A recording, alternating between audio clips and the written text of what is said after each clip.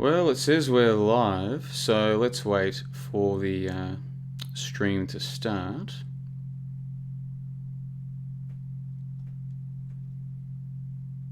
Yeah, I think we're live. Alrighty, so it is the John LeBon Full Moon Truth Lounge coming to you on the 25th of September 2018. And boy, have we got a show for you today. There has been a lot of drama lately. Oh boy, has the truth seen some drama lately. Goodness gracious me. It seems like there is a meltdown going down as we speak. So we'll be talking about that a little bit. And of course, we'll be reading out the questions and comments from the live chat. About 30 people there waiting for us right now. But first of all, I want to talk about a little coincidence that I discovered lately that to me is going to operate as a perfect litmus test. There will be some people who will see this coincidence, this so-called coincidence, and they'll say, that's just a coincidence. Or they'll come up with a way to rationalize it or to justify it. And then there'll be another group of people who'll say, well, there's no getting around this. War is a hoax. I know that sounds crazy. How can you say war's a hoax? I mean, maybe they hoax a little bit. They've been caught hoaxing little bits before, but hoaxing a whole war? That can't. How could you possibly do that? How could they possibly hoax a whole war? That couldn't be possible. Yeah, I wouldn't have thought so either, but let's look at the evidence tonight and see where the evidence points us. First of all, though, we'll check out the live comments in the live stream, and who is there today? Well, we've got all kinds of people. Some of these names are familiar to me. Some of these names are not quite so familiar. Guys, get your questions and comments coming through right now. And before I get into the meat of this discussion, I might read out a comment or two. So the last full moon special went pretty well, I thought. We discussed a whole bunch of topics. We discussed, among other things, Lester Needham. And in the 4 weeks since that live show, we haven't heard from Lester, which is a bit disappointing, I have to say, because I was kind of hoping that we'd hear from Lester, but so far, me personally, I haven't heard anything.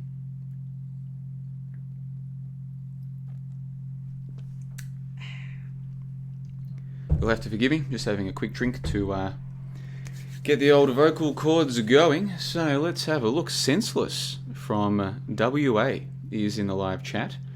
And many of you guys won't know this, but Senseless actually made a video several years ago lampooning an Eastern European lotto. And what had happened, apparently, during this live broadcast of the lotto in some country in Eastern Europe, was that the winning numbers came up on screen before the balls were drawn. Very peculiar stuff. So Senseless, if you've still got that video uploaded somewhere, put a link. Actually, you can't put a link in the chat because it'll be deleted, be auto-deleted. Let me think. Send me an email, johnlebon123@gmail.com. Get that through to me, and I might just play that during the broadcast tonight. Let's have a look. Who else have we got in the live chat? We've got Sir Velasset is there. Sir Velasset from fakeologist.com. If you haven't previously checked out fakeologist.com, go and have a look. See what you find. Lots of interesting stuff there. Lots of stuff that's, well, it's controversial, but who doesn't like a bit of controversy every now and then? Who else have we got? All the regulars are there. Nathan Oakley. John Watson is there as well. A lot of people, but no interesting questions. So with that being the case, let's jump into the meat of the discussion tonight. Let's go take a look at this. This is from the Smithsonian.com, and it's entitled Curses Archduke Franz Ferdinand and His Astounding Car Death. So what I might do is just zoom in a little bit there. Let's have a look. Is that coming through nice and clear? Yeah, it looks like it's getting the job done. So let's take a look here. So the Smithsonian, many of you guys are familiar with the Smithsonian. This is like an establishment sort of museum or historical organization, I suppose. And they've got this article, doesn't appear, here it is, April 22, 2013, so about 5 years ago this particular piece was written, and the byline says, was the man whose assassination began World War I riding in a car destined to bring death to a series of owners. And they've got a picture here. This is a painting of the alleged assassination, and the whole article is worth reading, but there's one part that sticks out to me. So we're going to skip to that. For those of you who maybe can't quite remember what you were taught about World War I back in high school, I'm going to suggest that you spend a bit of time just trying to think. Think, what do you remember being taught? Can you remember anything? What do you think World War I was all about? Can you remember who was the goodies and who was the baddies? Can you remember which nations were on which side? Can you remember what year the war started or ended? Can you remember any of these details? I personally remember studying World War I in high school, and I remember writing an assignment about it. But the truth is, if you asked me to give you the exact dates of when the war started and finished, I wouldn't be able to.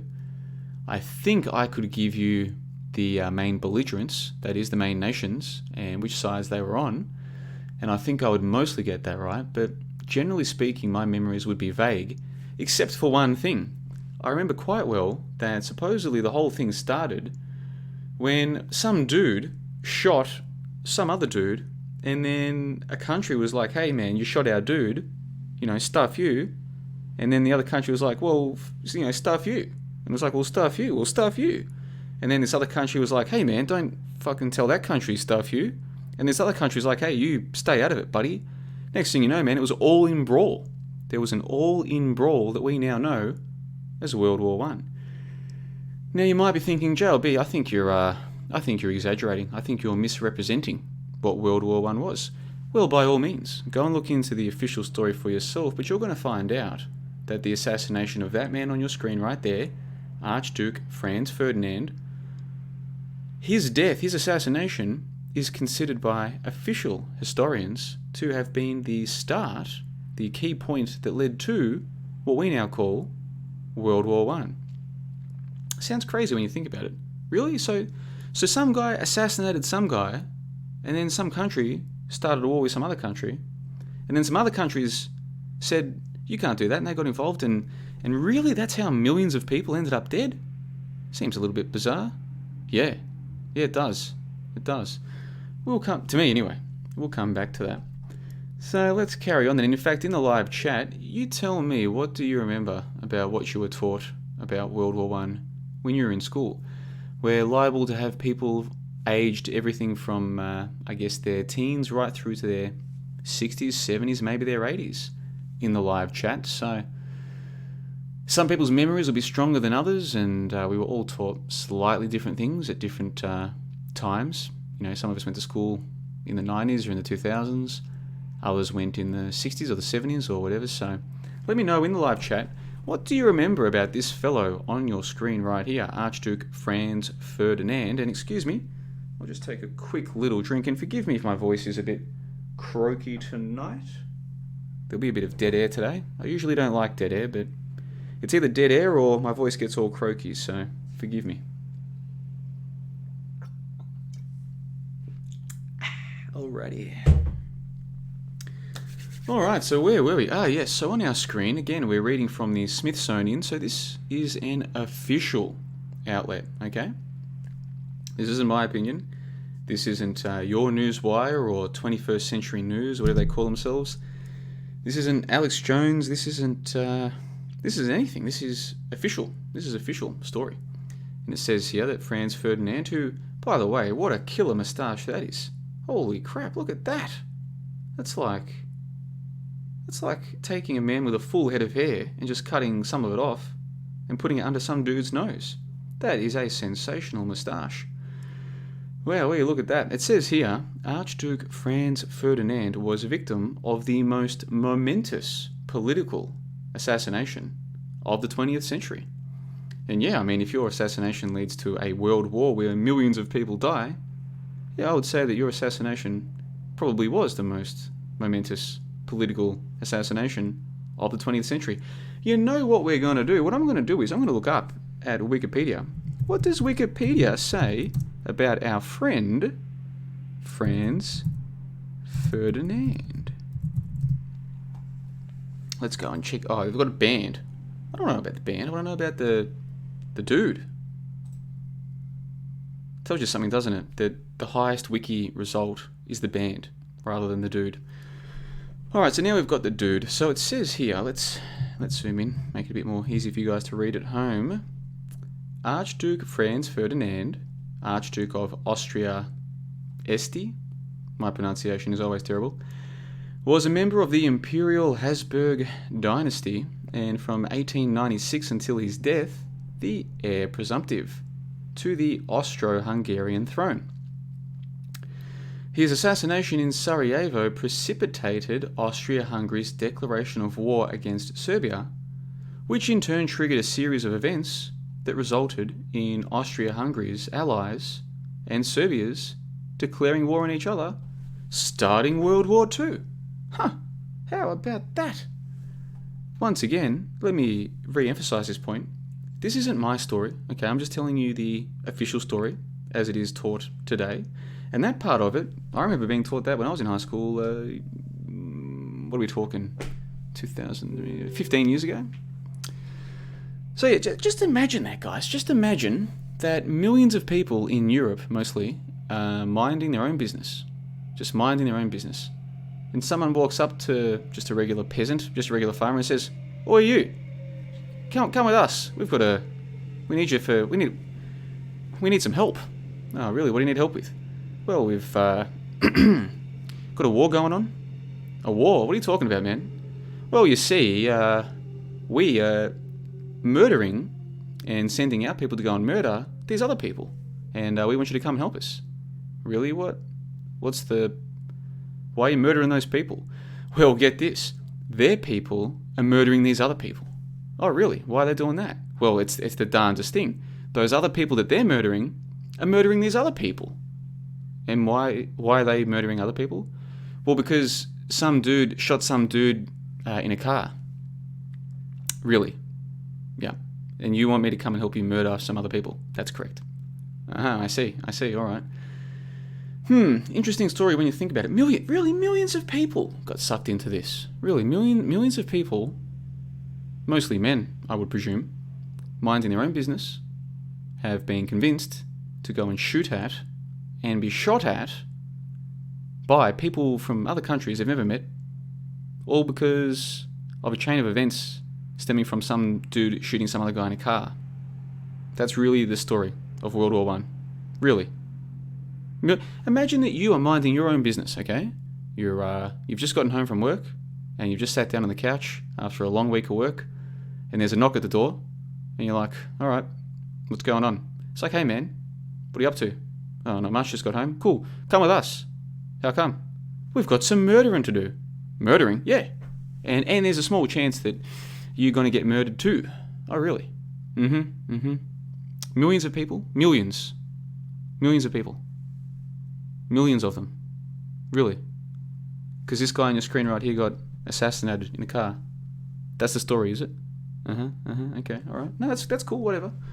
Let's carry on then. So, let's find out about his assassination. Look at this little car here. We'll come back and take another look at that one.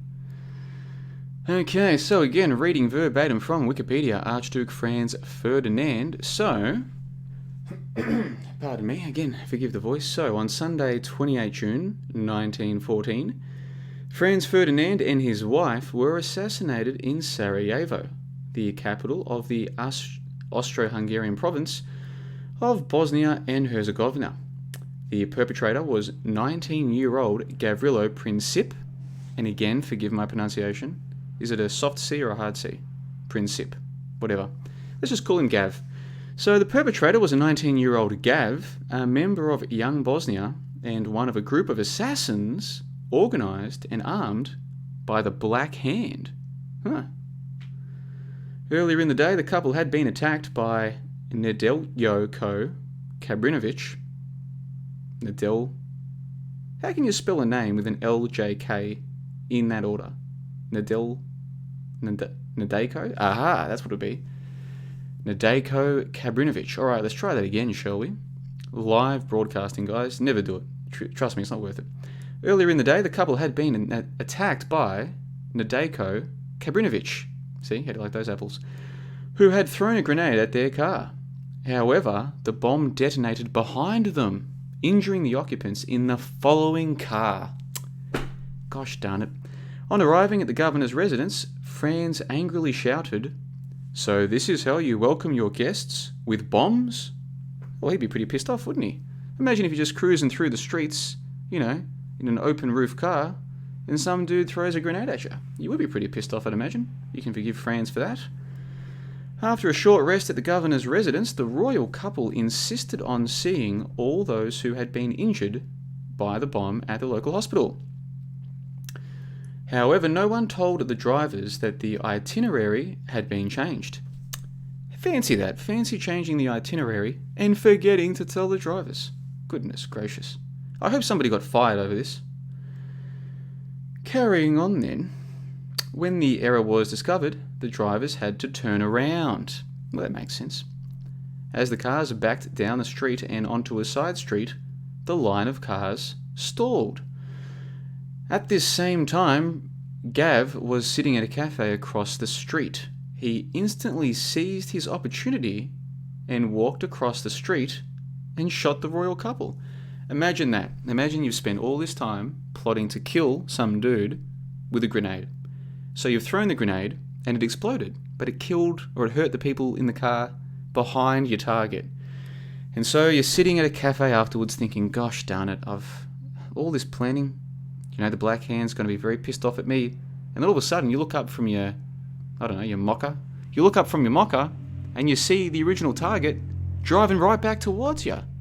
And you think, this is fantastic. I've got a second chance now to do what I plan to do. And I just happen to bring along my trusty rifle. Fantastic.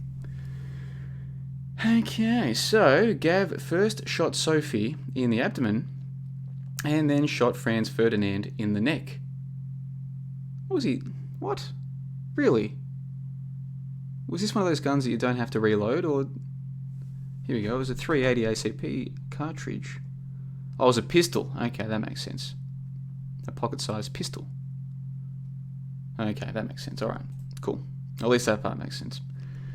Franz leaned over his crying wife. He was still alive when witnesses arrived to render aid. His dying words to Sophie were, "Don't die, darling. Live for our children." Guys, this isn't my story, by the way. I'm telling you what it says here at wikipedia.org. Darling, don't die. Live for our children. Gav's weapon was the pocket-sized FN Model 1910, provided to him by the Serbian Army Colonel and Black Hand member, Dragutin Dmitrijevic. Got that one in one go. The Archduke's aides attempted to undo his coat, but realised they needed scissors to cut it open. The outer lapel had been sewn to the inner front of the jacket for a smoother fit to improve the Archduke's appearance in public. Whether or not as a result of this obstacle, the Archduke's wound could not be attended to in time to save him, and he died within minutes. Sophie also died en route to the hospital. The assassinations, along with the arms race, nationalism, imperialism, militarism, and the alliance system, all contributed to the origins of World War I, which began a month after Franz Ferdinand's death, with Austria-Hungary's declaration of war against Serbia. The assassination of Ferdinand is considered the most immediate cause of World War I. Well, how about that? Franz Ferdinand is interred with his wife Sophie, blah blah blah, bling bling bling blah. So I've got more to say about all of this in a moment, but first let's go and check out the live stream chat, see what people are saying, what is going on. Let's have a look. Husky Mawson says that Germany made a deal with the Ottomans to ship fuel. The Kaiser turned down the Zionists' play. Senseless says from the book depot. The live chat, guys, it's a bit hit and miss, isn't it? Let's be perfectly frank for 1 second. Let's go and check out the live chat. Let's see. Can I trust OBS? Yeah, I think I can. Alright, so let's go and find the live chat. Where are we? Sorry guys, I'm just looking for the live chat now. I can't find it. Sorry guys, just bear with me here. I'm doing my best. I've got no producer, you see, so doing the best I can. What if I go to this one and then click the link? That'll take me there.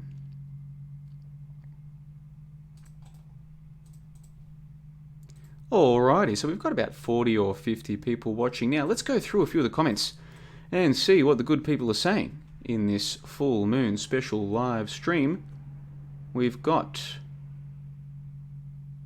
Fractal Wave asked the question, would you donate your organs after death? Well, I don't think I would do anything after death. That's just me though. Dante New York says, sounds like a story of when the Revolutionary War started. Vaguely remember one shot being fired by a soldier. Well, Dante, as you might be well aware already, there are people out there who suggest that the Revolutionary War is also a hoax.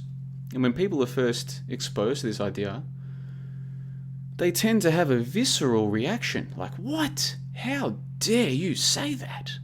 You know, it's like what we imagine Christians would react if you challenged their Bible. Except that most of the Christians I meet don't react like that. It's just the Christians on TV, in my experience. But in real life, just tell someone who believes in war that you don't, and watch what happens. It's like, dude, relax, okay, take it easy, Jesus. You know, who embedded these thoughts in their minds so powerfully that they would react like this? Just for you suggesting that maybe they've been deceived about war. We're going to discuss all of that and more later in the show. And like I said, guys, just forgive me for the dead air, but it's either a bit of dead air every now and then or the voice gets all croaky, so let's be honest. This is the much smarter option.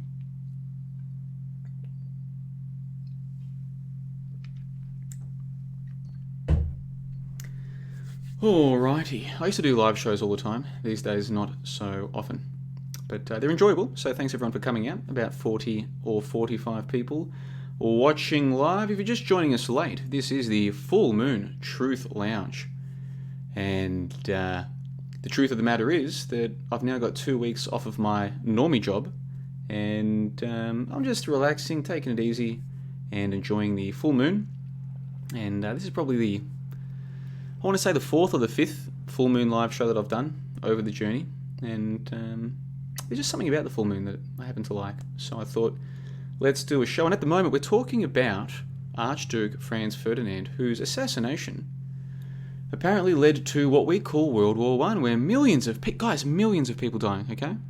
Imagine the street you live on. If everyone on your street died, what would you have? A few dozen? Maybe a few hundred people? Imagine everyone in your neighbourhood. Now you're up to hundreds, thousands. How about everyone in your town or suburb? Now you're into many thousands, maybe tens of thousands, alright? Now multiply that, not by 10, not by 100. Multiply those thousands by another 1,000. And now you're starting to get into the millions. That's how many people died in World War I. Apparently because some dude named Gav threw a bomb at some dude and it didn't kill him. But that dude drove back towards him because no one told the drivers not to. And he was like, I've got my trusty pistol, yoink. Bang, bang. And the Franz Ferdinand's like, wife, don't die. Live for our children. She didn't live and neither did he. And then next thing you know, all these countries are like, hey man, what's going on? You one of your dudes shot one of our dudes. Yeah, what of it? Well, I've got this neighbor country that'll come and mess you up. Yeah, well, I'll get my neighbor country, they'll come mess you up. Well, then we'll just get more. Then let's do it. 4 years later, man, millions of people dead. Dun, dun, dun, dun, dun, dun, dun. Really? You believe that? Well, I used to believe it, so I can't judge you. I used to believe this stuff. You know, why would I ever doubt the experts, you know? And if this is what everyone believes, why would I ever challenge that, okay? And the masses do believe this. And the experts do tell us this. And the textbooks tell us this. And, you know, people are really smart. So if this wasn't true, someone would have figured it out by now, you know? Like, if If World War One is a deception, and we've been lied to about the death counts and all these things, someone would have told us by now, because humans are really smart. They're all really smart, all the humans around the world, and, there's been lots of them over the last 100 years, so, how could this be a deception? Someone would have told us by now. So, carrying on then with the live chat.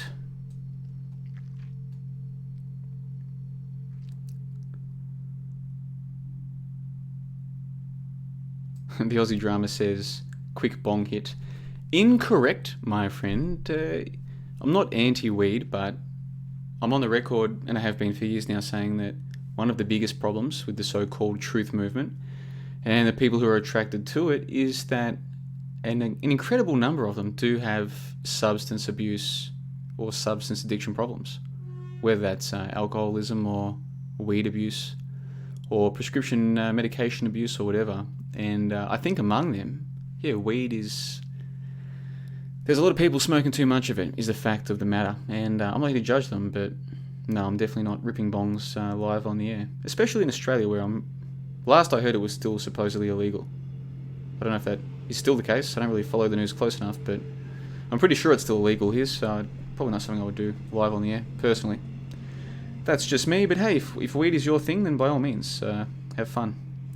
Now, let's have a look. Carrying on through the live chat. There's a lot of people there, but here we go. Fractal Wave asks a question. Do you believe full moon can affect emotions? Yes, I definitely do. What kind of a person doesn't?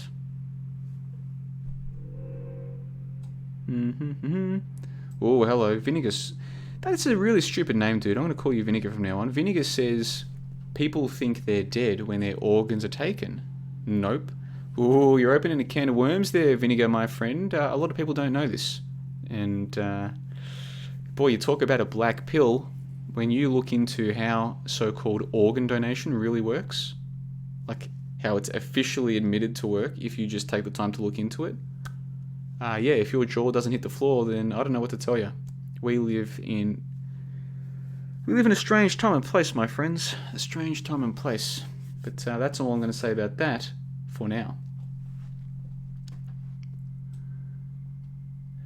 Let's see. Dante from New York says that most Christians he knows get triggered if someone questions their Holy Bible and the veracity of Jesus' existence. Alright, that's fair enough. I'm sure it's a different kind of culture in your part of the world to mine, but the Christians I've known, they haven't gotten triggered by someone questioning their beliefs. Not the way that we're shown on TV anyway. Whereas if I ask the average so-called atheist why they believe in characters like Caesar, or why they believe in things like dinosaurs, they do get triggered. They really do. If I ask anybody why they believe in things like war, you should see some of the reactions that we get. It is absolutely full on once you know what you're looking at. It's like, bro, all I said was, why do you believe that story? Take it easy.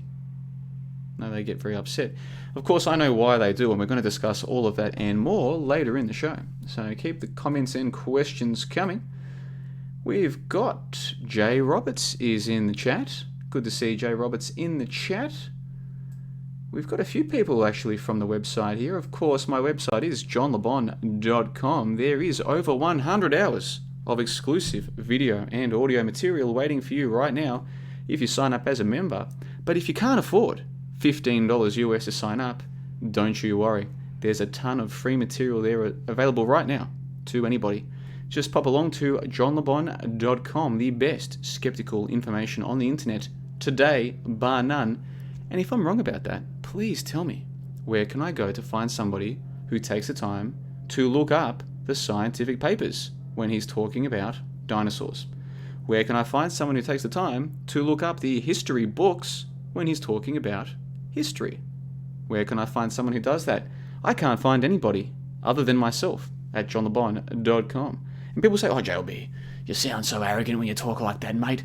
You can't be that arrogant, mate. It's like, well, just relax there, dude.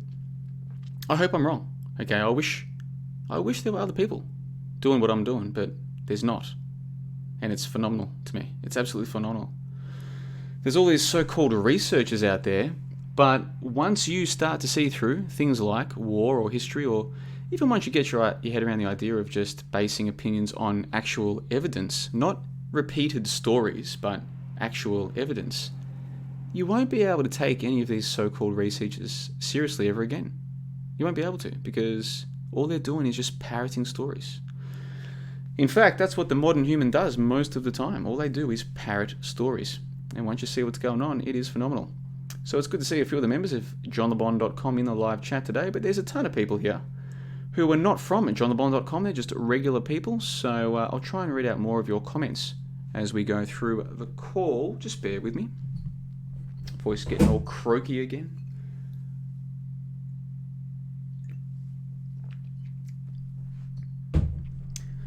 Alrighty then, so in the live chat, Rit Chase says, please don't say that word dinosaur. Can you guys tell me in the live chat how many of you guys still believe in dinosaurs? And I promise I'm not going to single you out for ridicule, okay? So don't worry about that. I'm just curious to know how many of you still believe. And it's okay to believe in dinosaurs. I used to, so I'm not here to judge. So, carrying on then, so let's get back to our friend, the Archduke Franz Ferdinand. Let's get back to him, shall we? Now, when we were reading that article, we noticed a little car popped up on the screen, didn't we? So this is apparently, according to Wikipedia, meant to be the car that Franz Ferdinand was travelling in when he was assassinated. It says here...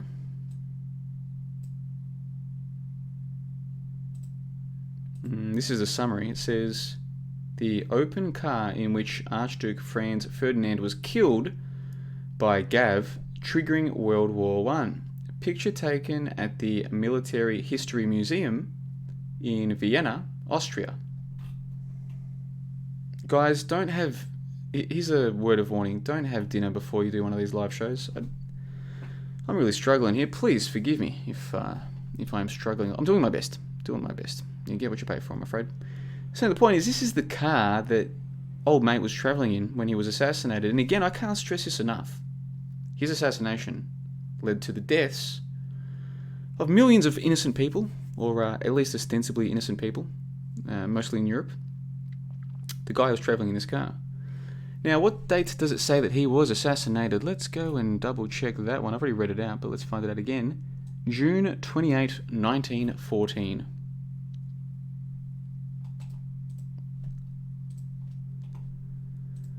And I've just got a Skype message from old mate Gino. And Gino wants to know if I'm still on. Yeah, Gino, I'm on. And let's have a look. Gino, here's the problem. To get Gino on, we'd have to use Skype. So Gino, if you're listening, dude, if you want to come on, I would love to get you on board, but we're going to have to use Skype. So send me a message on Skype to let me know if you want to join. So getting back on with the show then. So yes, this is the car that he was assassinated in. And World War I lasted from 28 July 1914 to 11 November 1918. These are important dates. So from about a month after old mate was assassinated to 11 November 1918. So that would be 11/11/1918. So again, the war started in 1914 and it ended on 11/11/18. And here's a few images brought to us via Wikipedia. And you've got your, your doom-looking place. You've got a bunch of planes, biplanes. Is that the story? They were fighting with biplanes, were they? Okay. Got some tanks. Got some dudes wearing, like some guys in a trench wearing masks to save them from mustard gas, I imagine. And a ship as well. Okay, interesting stuff. Let's have a look. Strength 40 million. Casualties and losses. Military dead on the left-hand side. So this is the Allied powers. So this is... who have we got on the Allied side? We've got France. We've got Britain, Russia, Serbia, Belgium. Even Japan made an appearance. And they lost, according to Wikipedia, more than 5 million dead. This is the military dead, mind you. Another 4 million civilian dead. We're talking about 10 million innocent people. More than 5 million people dead from the actual from the war itself, like the military dead. Goodness gracious.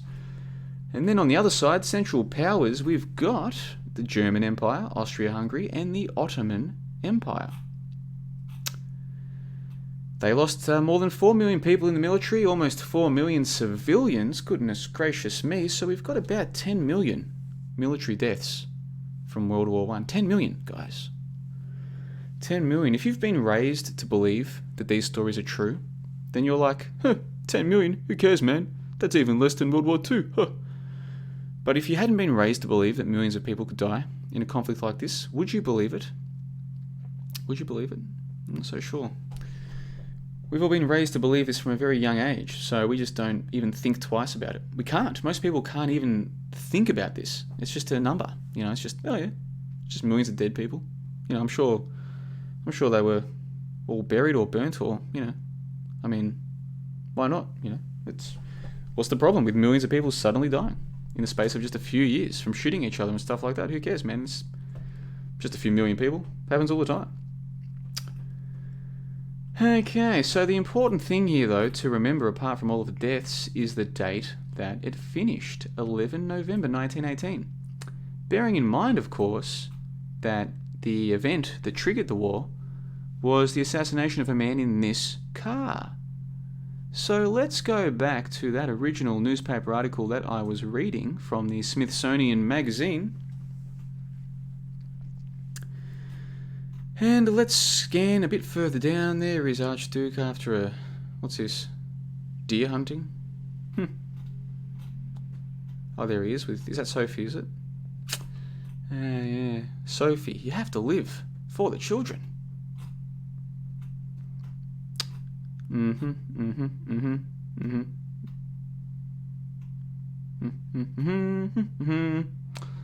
Okay, another picture of the car. You can kind of see the detail that we're about to look at more closely. Another photo of the car. Oh, hold on. Let's not skip ahead too far. So let me read this out to you verbatim. Let's get my reading voice on. Let's have a look. Make sure that's coming through. No, it isn't. Let's try this. So again, this is from the Smithsonian Magazine. This is an article from 2013. And let me do my best to read this verbatim. Alrighty. In closing, I want to draw attention to an even more astounding coincidence concerning Franz Ferdinand's death, one that is considerably better evidenced than the cursed car nonsense. This tiny piece of history went completely unremarked on for the best part of a century, until a British visitor named Brian Presland called Vienna's Heereg Esch Ich Blickers Museum.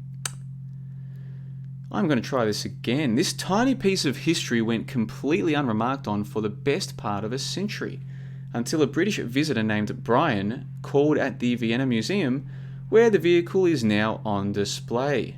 It was Brian who seems to have first drawn the staff's attention to the remarkable detail contained in the license plate, which reads A11118. That number, as Presland pointed out, is capable of quite an astonishing interpretation. It can be taken to read A for Armistice 11-11-18, which means that the death car has always carried with it a prediction not of the dreadful day of Sarajevo, that in a real sense marked the beginning of the First World War, but of November 11, 1918, Armistice Day, the day that the war ended. End quote. So let me remind you that what I just read out to you is not my opinion. This is coming to us from an establishment outlet, Smithsonian.com. They're telling us that the number plate on the car that played a pivotal role in the beginning of the war, the number plate just happens to read the exact date that the same war would end 4 years later. Okay? Again, this is not my opinion. This is coming to us from the Smithsonian.com in an article entitled Curses Archduke Franz Ferdinand and His Astounding Car Death. Yep. Yep. Yep.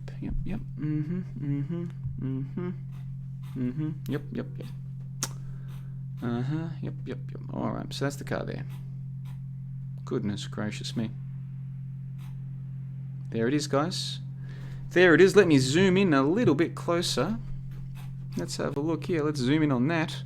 In fact, you know what we're going to do? We're going to go to view image. That didn't really work. Here we go. Alright, that's the best we can do. So as you can see there, guys, this is what is written on the number plate of the car. Now, let me re-emphasize this at the risk of belaboring the point.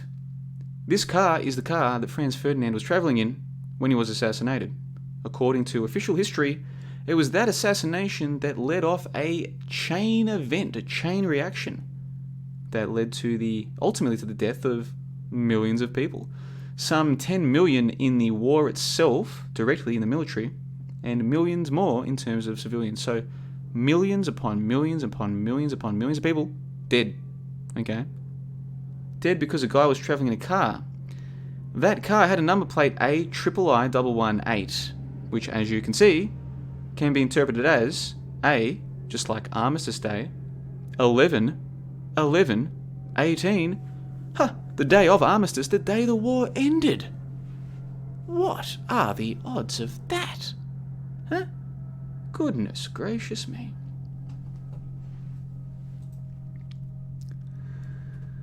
What I'm going to do is I'm going to give Gino a call. Let's bring Gino into the call right now. Let's see if he's available on Skype. And what I'll do is I'll read out some of the comments in the live chat in just a moment.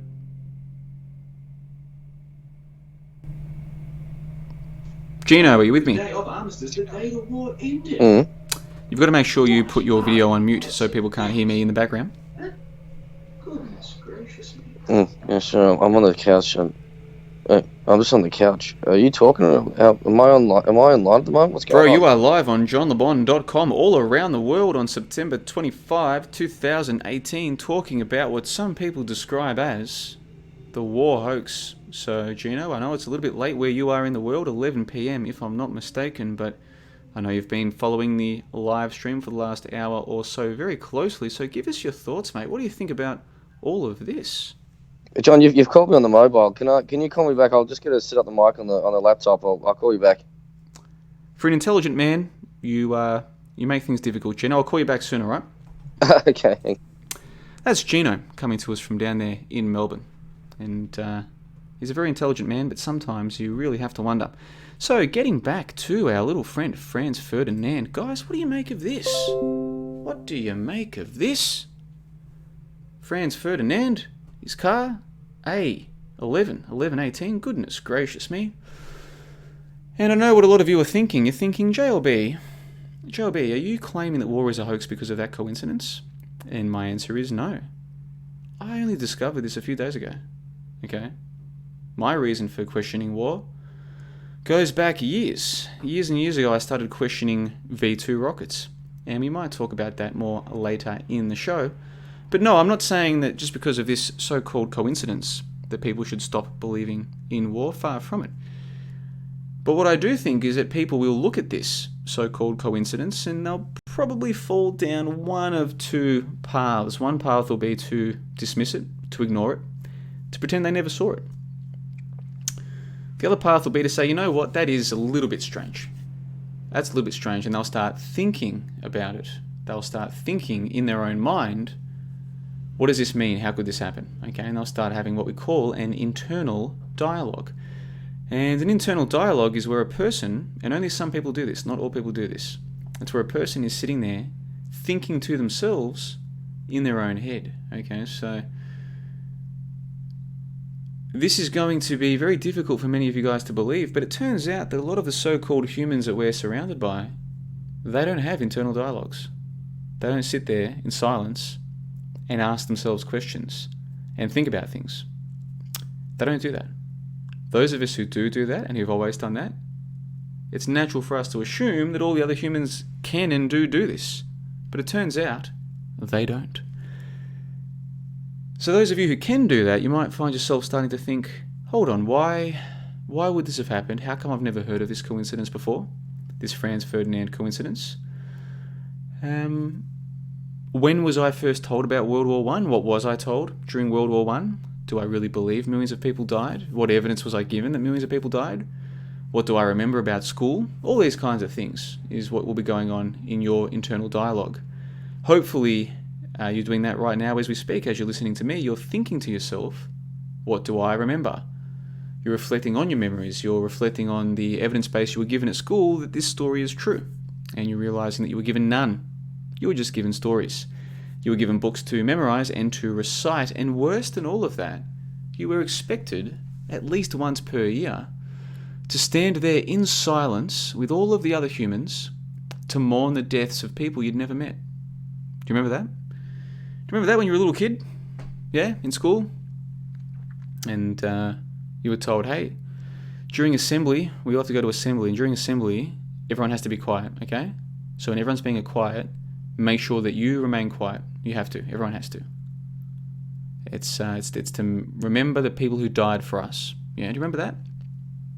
Think real hard. Do you remember when you were in school and you were told, listen, I know you love running around and playing with all your friends and being happy, but you've got to do what all the grown-ups do, what everyone's going to do.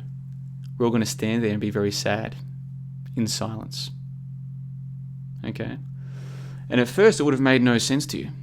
But after a couple of years, 3 or 4 years, eventually you just got into the habit of it. You're like, yeah, this is what we do. Every year, this is what we do.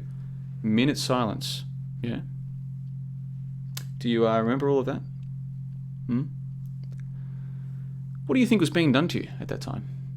What effect do you think that was having on you? To have to stand there in silence to mourn the deaths of people you'd never met? A little child.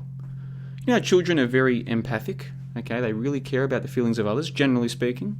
Certainly more than adults who tend to have become a little bit numb to the plight of their fellow man. But children tend to be very empathic, okay? And so when you were a little child, innocent, you'd done nothing wrong, an empathic little child, you were told, hey, you now have to spend a minute in complete silence feeling sad about the deaths of these other people. Now, as you sit here and reflect on this, you might think, well, yeah, that's just what a minute of silence is. What's the big deal? Well, I'm asking you to think about this. Just think through this one for a second. We're talking about the deaths of millions of people, supposedly. So you think about how upsetting it is for a child to learn about an animal dying. Think about how upset they tend to get when they find out an animal is dying. Think about how upset children tend to get when they first learn where their meat is coming from. Yeah? Well, now imagine what happens to a child when it first learns that millions of humans like its mum, like its dad, like its brothers and sisters, aunts and uncles, neighbours, teachers, dead. Millions. Millions. And why'd these people die? Oh, so that your life would be better. Oh, shit. Whoa. That is heavy. Yeah? So you better stand there in silence and mourn those deaths. And you do. You go along with it. And every second of that minute of silence is imprinting something on your psyche. And up until tonight, you've probably never thought about it. Well, what I'm asking you to do is to think about it. Now, some of you are completely incapable of thinking about it. You are effectively non-player characters.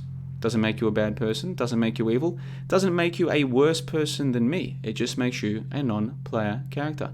But those of you who can think for yourself, those of you who can engage in internal dialogue, I'm trying to encourage you to do that with yourself right now. Ask yourself how much you remember about those minutes of silence when you're in school, how much you remember being told about the minute of silence, how much you remember it affecting you as a child, seeing if you have any memories. Now, some of you will have memories that you can reflect upon. Some of you won't actually remember much about it. Now, gee, isn't that strange? Something that you did every year during school, but you can't really remember much of it. What kind of memories do we tend to fail to keep? What kind of memories tend to disappear like that? Go on, think about it. Some of you can see where I'm going with this. Huh? Those of you who can't actually remember those minutes of silence, you know they happened. You remember vague details, but the actual experience itself you can't remember, even though you did it ritualistically every year. But you can't actually remember it? Why might that be? Huh? What was being done to you? Yeah. All these minutes of silence, but you know full well you were never given actual evidence of these millions of deaths. You were given stories. You were given the occasional picture of maybe a few dozen graves, or maybe a few guys in a trench. Yeah? Maybe you had a veteran come to school and tell you his stories of war. But in terms of millions of deaths, no, nothing close to actual evidence. No. Pictures, stories, that was about the grand sum total of it. And yet you completely believe millions of people died in these events. You completely believe that, don't you? Yeah? Completely believe it. Your belief is so strong, it's what some people might call faith. Now, where does that faith come from?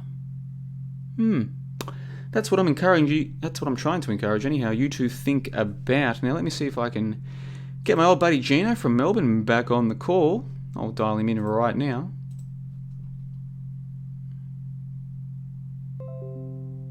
I keep forgetting he's got a very interesting avatar on Skype. Oh, Gino, are we coming through loud and clear? Yes, can you hear me? We certainly can, and just forgive me for one moment. What we're going to need is for the live chat to let us know if the audio is coming through loud and clear. Yeah, I'm just using a new mic. How's it sounding? Does it sound good? In terms of the fidelity, it is beautiful. Crystal clear. The only problem is, have I got the audio balanced properly on my side? So we'll get the live stream to let us know if the audio is coming through roughly the same volume. So, Gino, thanks for joining us, mate. In a second, I'll give you a chance to introduce yourself to those who aren't familiar with you. But very quickly, you've been listening to the calls so far. Give us your first thoughts. Oh, well, I've been hearing you talk about it for ages, so I'm very intrigued with this topic. But as you know, John, I've got a very busy lifestyle. Just had a baby, the process of selling and buying a new house, and so I haven't got that much time to research it like you'd probably like me to, and certainly not as much as you, of course. Have you noticed that I sound a bit different these days, a bit deeper voice? You certainly do sound very masculine. Silky smooth, I would say. And I was going to put that down to the microphone, but are you trying to hint at there being some other explanation? Yes. And I'm pretty sure I've told you about the course of steroids I've been doing, how they've helped with heaps of health problems, etc., and made me more manly and put on about, 15 kilos of muscle. And, it's banned in Australia, though, because obviously it helps people, so they don't want to obviously prescribe it or, sell it here legally, of course. We're live on the air, Gino. Yeah, I don't care. Yeah, no, it's good stuff. All right, then, if that's the case, let's carry on with it. So in the live chat, we've got some comments, Gino, and this one comes to us from Hogan Cauldron. He says, congratulations on the baby, Gino. Oh, thanks, guys. Well, yeah, so it was... He's doing well, John. And Tony just sent a picture before of him. And I'm going to go down there tomorrow to see him. But yeah, thanks guys for the congratulations. He's a cute little boy. But anyway, we're going off topic, of course. Sorry, what were you going to say, John? How much did he weigh? 3.2 kilos. Let me do some. Don't tell me the pounds. I can do this in my head. So what is it? 2.2. So how much did you say? 2.2. 3. How many kilos? 3.2. 3.2. Hold on. Let me do this in my head. Hold on. So what's that? About 7 pound? I think you're right. Yeah, that'd be about right. Yeah. I think that's roughly healthy. What's the average? It's about 7 pound, isn't it? 6. I don't know what the healthy is, but I guess he is. There was no complaints from the doctors or anything. So. Oh, that is fantastic. And, I don't know how much you want to go into this live on the air, but if you're happy to tell us about steroid use, I can't see why you wouldn't tell us about Bub's arrival. So was it a natural birth, or was it one of those, doctors doing what doctors do kind of thing? No, it was fully natural, John. I'm very glad to hear that. I'm very glad. Yeah, no pain medication or anything, and it came out the normal way. It wasn't cesarean, that sort of thing. But apologies, John. I didn't know, I shouldn't have brought up the topic of the steroids, but it is an interesting topic. But yeah, apologies for bringing that up. I No, didn't no know need to that was a apologise, touchy man. subject. No, it's not touchy for me at all. If you're happy to talk about this is actually something that maybe not, maybe not necessarily in this particular show, but eventually I would like to spend more time talking about is this idea that certain things are demonised in our society, and oftentimes it seems as though the things that are demonised are actually good for us, Gino. Now I can't Yeah. speak from experience with what do you call it, anabolic steroid use or this kind of thing. I've never used any kind of anything like that at all, so I can't speak from direct experience, but I have known a few people, and from what I can gather, they reported that it wasn't simply a matter of putting on more muscle mass, they actually got healthier in other ways as a result as well. And then when I look at some of the people who I know who claim to be depressed or who show symptoms of being depressed, oftentimes they clearly are not healthy men, they're not masculine men, they're not exercising enough, they're not getting enough sleep. And without being able to measure how much testosterone is in their body, a lot of the times the men that I see that are miserable, they look like they could use a bit more tea, if you get what I'm trying to say. Testosterone, yeah. Well, that's the reason why my voice is a bit deeper than it probably was last time we chatted about a year ago. It was almost a year ago we had a chat on one of these things, and then and the time before that was even longer ago. But apologies. So we're talking about War Hoax, and hold on, yes, no, don't change the subject. Look, I'll change the subject in a moment, but just quickly. Yes. Would you agree with the idea that, and again, I can't speak from personal experience, so no one should take this as me endorsing any kind of activity, legal or otherwise, but since you brought it up, would you say that overall you feel more healthy thanks to this external source of what we might call hormones? Yeah, I'm taking, it's abbreviated, it's called DECA, but a lot of people in the bodybuilding scene know that term. That's the anabolic steroid. And I'm taking testosterone with it to give me the manliness. I didn't want to do it, obviously, for ages, but a friend of mine was convincing me for a while to do it, to try to see if it helps with my back problems and my bowel problems and my weight problems, because I was seriously underweight. And I resisted for quite some time. And then, look, I found out that I was going to have a baby. And I thought, oh shit, I'm going to be a dad. I really need to, do something. The doctors don't help. They're all fucking useless. After 7 years and thousands of dollars, they're all shit.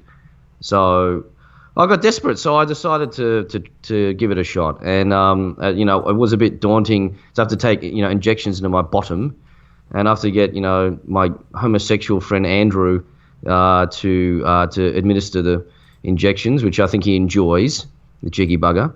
But yeah, it was worth it in the end. It took a good month, about 4 or 5 shots to start noticing the improvement, and and it's been 5-6 months now. Put on a total of 12-13 kilos of muscle, and I feel like I was when I'm in my early 20s. Bearing in mind, John, I'm 37, so I don't know about blokes doing this in their 20s, but it might be a good idea if they're in their late 30s and their 40s, and and they've got issues like a back problem or something, or some sort of health, injuries or health problems that they might want extra strength. That might be a good idea, but I wouldn't recommend any females doing it. I wouldn't recommend anyone too young to do it, because they should already be healthy enough and strong enough at a younger age, and have the correct testosterone levels. Apparently, when men get into their 30s, their testosterone levels dramatically reduce. So, yeah. Anyway, did that answer your question sufficiently? Sufficiently? Does. Thank you for the honesty. What do you say to people who suggest that even though you were driven by health concerns, maybe you were trying to buff up a little bit to look more at home on the ISS with John LeBon? What say you? Oh, yeah. I get what you're saying. You're talking about what Lord Rollo said about me. And you said that maybe that's why he did it, because he said I was paper thin or something. But no, it wasn't for vanity at all, really. But in saying that, though, I do enjoy that added benefit of it as well, you know. And I've taken photos of it and stuff, and shown progress of it on my Instagram, you know, for people to see. But I tell people like what I'm doing exactly. You know, I'm taking Deca and you know, I make sure I tell people, my friends and family and stuff, that I'm not doing it for vanity. I'm doing it for health reasons, and so that way I can be a better father, hopefully, not be a weak piece of shit, because I wasn't very good, you know. And now, you know, I'm more confident that I could probably be there to look after my son, you know. So, and look, I'll probably do it. I'll probably come off it soon, and then, you know, hopefully maintain the strength and the extra added benefits for the next God knows whatever. And then I might do it again at some point next year, or in a few years. I might just do it the odd cycle here and there, just to give me a bit of a, you know, I don't know what you call it, you know, temporary improvement, and just so that I can manage life better. But anyway. Very interesting stuff. Well, can you stay on the line with us for a moment? I need to go and grab myself another glass of water. But what I'm going to do is, let's play a clip that you'll remember very well, Gino, when you and I took a little trip to the International Space Station. And I'm willing to bet that you're looking a little bit different now to what you were when we made that trip. So put yourself on mute. I'll be back in a minute or two. And this is Gino and JLB on the International Space Station. Get a load of this. Yeah, that was just before I started taking them. How you going to do a somersault? Ready? Oh. So as you can see, Super Agent John LeBon here on the ISS, and I've got with me none other than astronaut Gino. The audio sounds a little bit low. I need the live chat to tell me, is the audio coming through? We've asked many questions, Gino. How's the audio coming through? Yes. Yes. And how are you today on the space station? You feeling good? I'm splendid. Ah, fantastic. All right. We've got a question from Sarah at Point Cook Primary School. And she wants to know, how do ISS astronauts deal with loneliness? Well, Sarah, we take our medicine.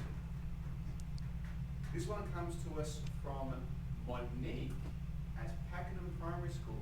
And she asks, on the ISS... Yeah, we're getting feedback that it's low, but I honestly don't know why that is. I wonder if it's to do with OBS. Hold on a second. What have I got? Audio capture. Oh, how about audio capture 2? If I'm playing this, which capture's coming through? Is fluid. Here on Earth, we now know that gender is a social construct, but has this information reached the ISS? That is a terrific question, Monique. How do you answer that one, Gino? Well, Monique, let me tell you something. In space, gender is very fluid. Yeah, look, I apologise, guys, if the audio was a little bit low, but I'll put a link to that video in the info box below. And Gino, that was a lot of fun, wasn't it? Our little trip to the ISS. Oh yeah, I'm back. Sorry, I was just writing to that Samuel guy on the live chat there. Yeah, that was a lot of fun, and yeah. So that you've been sort of posting audio of that guy, that American guy, criticizing you and stuff. I found that quite amusing, and you know, and I don't know if he's listening to. You know, I mean, this can be evidence that you're not, you know, what he's implying that you are. You know, because we hung out that night, and you know, I could clearly see you're just a regular guy. Because remember, I don't want to say detail, you know, for everyone, but you know, you're in a certain mood when you got here, for whatever reasons. And well, you know, that just sounds suspicious. So I'd gone back to Melbourne because I had to go to, you know, a family event when someone dies, basically, right? And so when I came to see you the next day, I'd you know, people know how it is, man. You go to a funeral, you go to a wake, and then you don't get enough sleep, and then the next day you're a little bit you know, mentally drained. You know what I mean?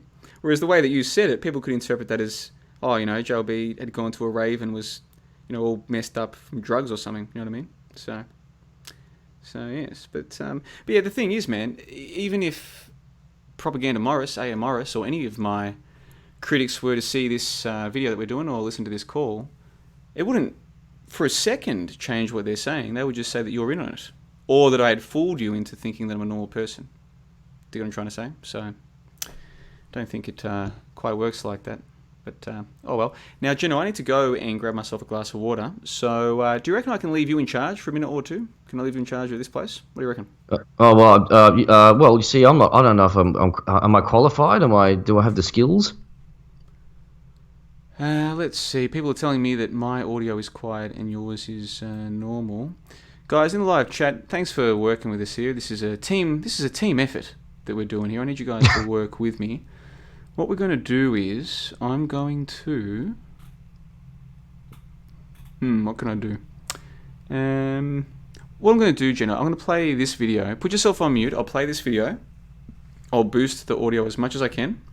And if people can hear it, they can. If they can't, they can't. But they should be able to see what's going on the screen anyhow. And this one comes to us from Senseless, who is in WA. He made this video back in... years and years ago. I saw it, I think, 3 years ago. So this is from a lotto in Eastern Europe. Like I said, the audio might be flat, but we'll be back in a second. And you're listening to the John Le Bon Full Moon Special, the Full Moon Truth Lounge, on September 25, 2018. I'll be back in a moment, but for now, this is Lotto Scam by Senseless. So I'm going to attempt to test my language. Bear with me, I'm still learning, but I'm going to attempt to translate this lotto draw for you. This was last year. This was lotto draws live, so let's go here. This is recording, but let's go. Here we go.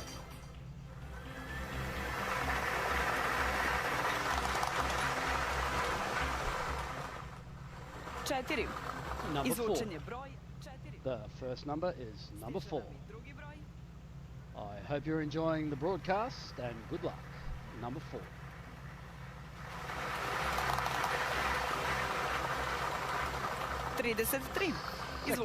Number 33. Something about Freemasonry, New World Order, didn't quite catch it.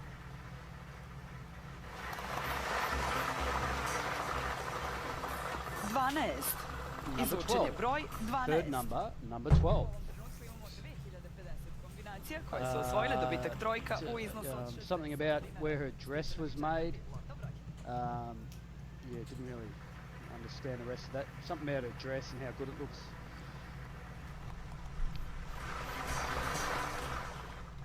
Number 27. Oh, there's a problem with the graphics. You've got number 21, then number 27.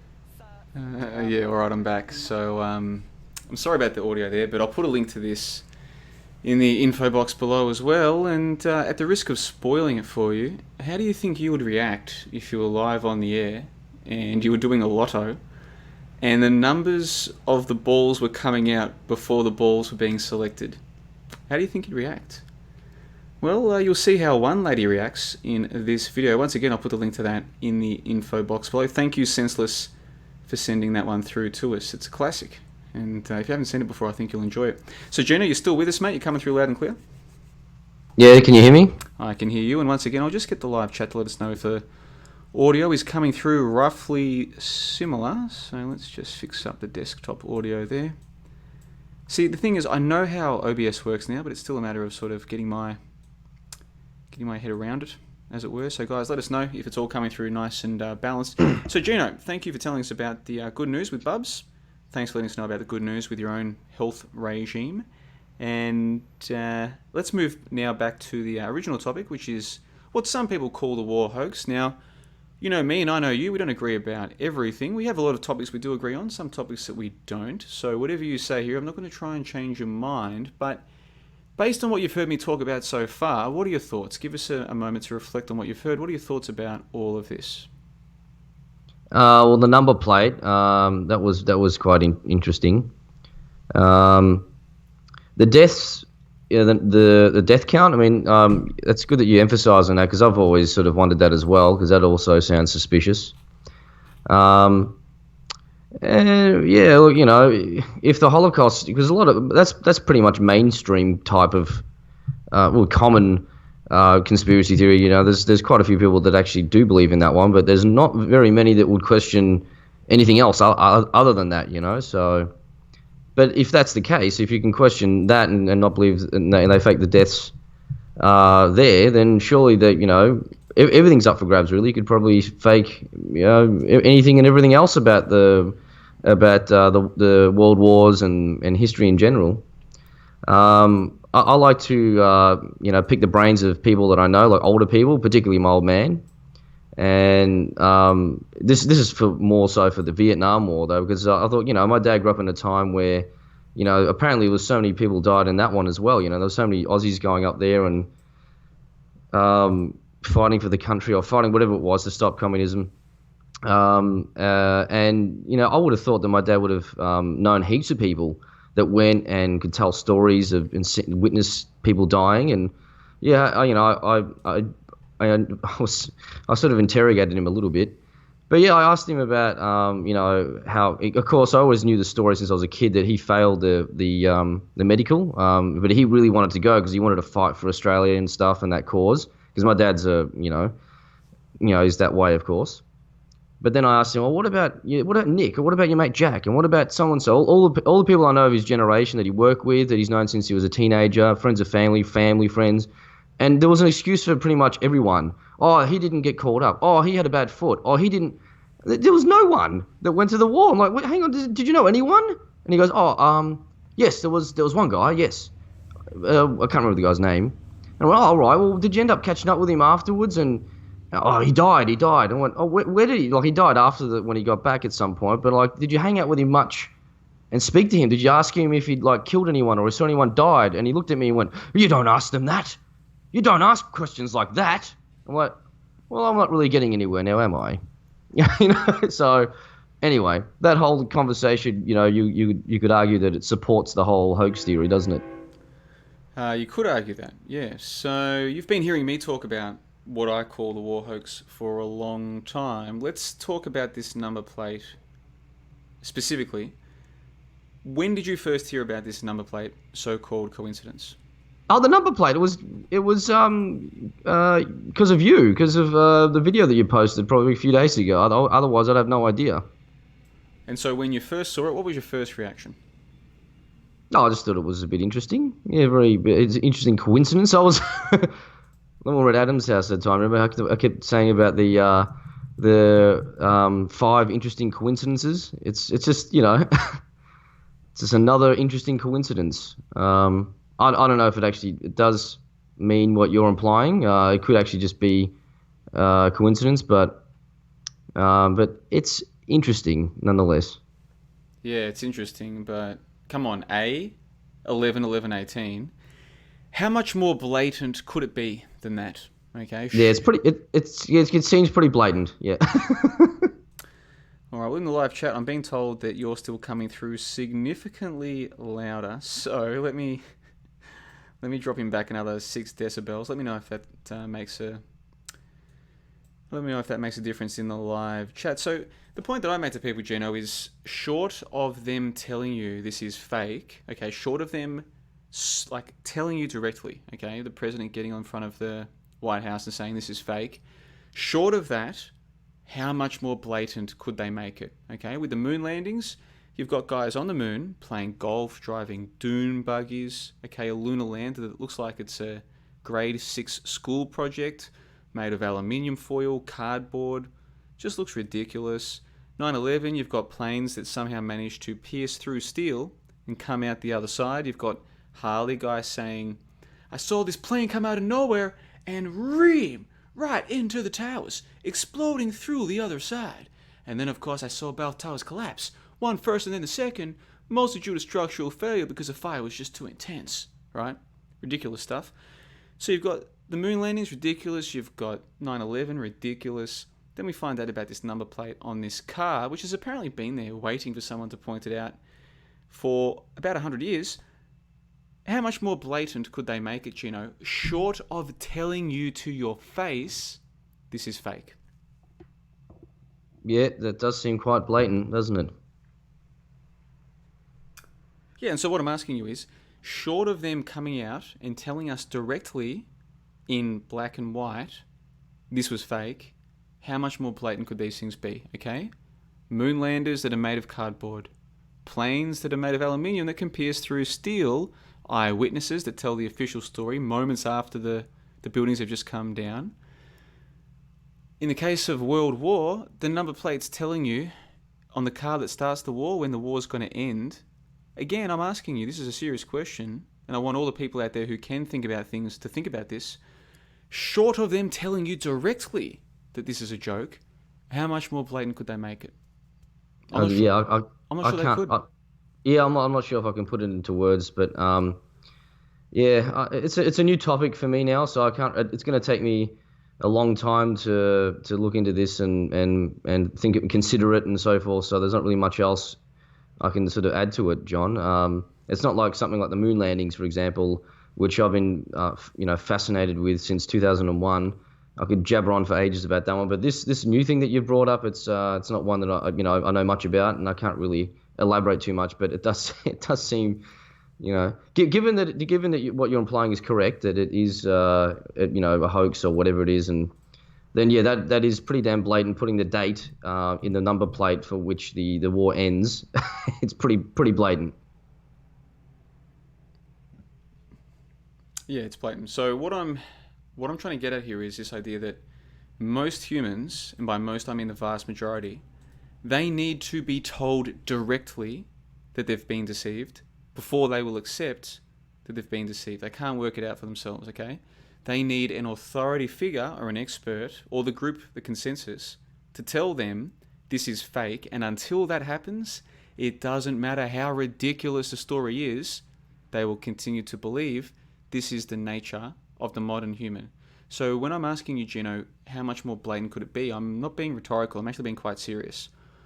How much further could they go with this nonsense before people would work it out? And I think the answer is, it doesn't matter. It doesn't matter how blatant they make it. Most people need to be told what you're seeing is fake, and until they're told that, they can't see it for themselves. What do you think about this idea? Oh, yeah, definitely agree, yeah. I'm not sure what else. You have to really use your imagination on that to try and come up with something else that they could do to make it more obvious. But you're right. Like the only way they could they'd actually have to make some sort of news report all over each media outlet and just say it'll never happen, obviously, and then put it all in Wikipedia. I find it interesting these days because that wasn't around 30 years ago even, or even 60 years ago. You'd have to to get your information, you have to do heavy research with all kinds of books in the library and so forth. Now people just go to Wikipedia. So it's kind of strange, isn't it? Like, you see where it's going in the future. Like, all they have to do is just put the information on one website and that's it. Just to simplify things. Well, I want to come back to that because you've raised a good point. Now, the video on your screen right now, have you seen the video that I released yesterday? Yeah, I watched that, yeah. Yeah, I saw that, yeah. When you saw this footage that says World War I graphic footage, what was your first thoughts about it? Well, if it had been even just up until 4 years ago, I wouldn't have questioned anything like that. And certainly, 15 years ago, I would have thought that's genuine footage there. But because of now, obviously, you and I have sort of gone through the same journey over the past 3 years. I question everything now, and now that I look at that, straight away my brain thinks, "Hang on, is that staged?" And plus you were playing it on one of your videos, so I had that obviously a reason to be questioning it. And I'm looking at it going, "Wow, that imagine that's all staged," and it could be. That could Gino, easily be because it's like a movie set. It's like a movie set. Like you watch movies that look like that. Movie set, and so this is where I have to reveal something to you that apparently most of the viewers didn't work out for themselves, which is that this footage, this graphic World War I footage, is in fact from a movie. Oh, I'd say it is from a movie. Yes, it is. This is officially, at least as far as I can tell. I haven't been able to pinpoint the movie that it's from, and I haven't been able to pinpoint the scene of the movie, but the channel that I got this from in the comments below the video, there's people arguing about, oh, it's from this movie, it's from that movie. And so as far as I'm aware, yes, this is actually admittedly from a movie, from a film. A lot of people are trying to say that it's from a film called Wings. And then a lot of people are saying that it's from Hearts of the World. And there were a couple of movies, well, there was lots of war movies actually, which is a whole other element to all of this. But there were a lot of war movies at the time, and I'm pretty sure, as far as I'm aware, this is from an admitted film, okay? But you didn't know that when you were seeing that, did you? Well, no, I assume that you're playing, because that's what I thought you were doing, and you did a whole Ariana Grande thing on me again. Well, I didn't fall for that one. I knew straight away that you're mucking around with that one, but this one you fooled me, because like, how can you tell with that one? But that could easily be, where is the real footage then? Like, there is none. There is none. Not that I'm aware of. Well, no, there is. Supposedly, it's meant to be real footage, surely. But but you're implying that would be staged stuff as well. But there'd be the ones that And I've tried looking it up, but it's not much. It's very difficult to get your hands on some. I don't know where to start looking. Like, obviously, just searching on YouTube, there's probably some footage there, but it would always be hard to tell whether, because this channel's obviously trying to say that that's real. Yeah, is that what it's saying? World War I graphic footage. No, it's very clever. So what that guy is doing, he has labelled it World War I footage, right? Or World War I graphic footage. Yeah. And he's just uploaded like a 2-minute clip. And in his info box, he also, I'm pretty sure, doesn't give any indication that it's from a film. And so if you go through the comments, and we might do just that in a moment, there are some people who actually believe it is real. And there are some people who are saying, no, it's fake. And then there are people arguing if it's real or fake. And then there's people arguing, no, it's from a movie, it's from this movie, it's from that movie. So what I did was, when I saw that, I went and looked at the different movies they were suggesting, and I found a couple of movies that I couldn't find this exact scene, but I found movies that do look just like this, okay? Which leads me to the inference that, yes, indeed, this is from an admitted movie. But what I'm looking at here is the meta element of this. What I did was I presented it at the start of my video, and I just said, this is footage from a World War I battle. So I didn't say this is from a real war. I didn't say it's from a fake war. I didn't say this is from what is meant to be real. I didn't say this is from a movie that's meant to be fake. I didn't say anything. I just introduced the footage. And so what that means is that anyone who sees it is going to see it with their own biases influencing what they see. Now, what I kind of expected was that more of the lemmings would defend it. That didn't really happen. But I think a lot of people, when they see this, if they're in the mindset that JLB is crazy and war is real, then they're liable to look at this through the lens of, this is real footage and JLB is wrong for questioning it. So what I did was I very cheekily started pointing out the problems with it, with that the shots that the clown tank was firing. Saying, look guys, if you analyse this, regardless of whether it's meant to be real or fake, you can see that this is a joke, okay? And then I segued from that into V2 rocket footage, which I do the same thing with. I say, look guys, just look at this footage. Do you believe this is real? And so what I'm trying to show is a couple of things. Firstly, that if we believe something is real, we will see it as real. If we believe it's fake, we'll see it as fake. But secondly, a more meta element to this, which is that we need to be told, we need an external source to tell us that this is fake footage for us to see it as fake, okay? So people who will look at this and think it's meant to be real, when they find out, no, this is from a movie, it's like, oh, that's okay then. I thought it looked silly. Yeah, you did, didn't you? There was a part of you that knew that this looked stupid, but until someone tells you that it's officially fake, you've still got that thought in your mind of, no, it must be real. How could they fake this? Do you get what I'm trying to say here? Yeah, definitely. Yeah, that's a clever little thing you did there. You got me. But now there's you've got me on a mission. I want to be able to figure out which movie that's from now. And I want to, and then when I do find it, I want to see if I can download the torrent and get that actual scene and prove which movie it's from, what year it came out, and it's a lot of extras there too. Yeah, but it's that's full not hard on, to do. isn't it, Gino? This is if this is from a film, and again that is the inference that I'm going with at the moment. There's a lot of effort has gone into this film. Now, some people are saying it's from a film called Wings, which is like I think it's the 1920s. Others are saying it's from a film called Hearts of the World, which was like 1918, so contemporaneous with the war. So let's be generous and say it was the 20s. The 20s, man, they were getting these fake tanks and dozens, maybe hundreds of extras on a huge set, okay, or a huge on-location filming location to make a film about a fake war. So if they can go to that length to film a fake war, then what does that tell you about any footage that you see that is supposed to be of real war?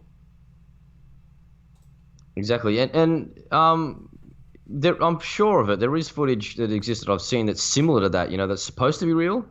But let's say, for example, this one here is hypothetically real. Like you'd see ones like this. What's the cameraman doing, and how come no one notices the cameraman? And or is it just a camera sitting on a tripod, and who put it there? And amongst like all this death, all this carnage right in front of it, it's just so much danger.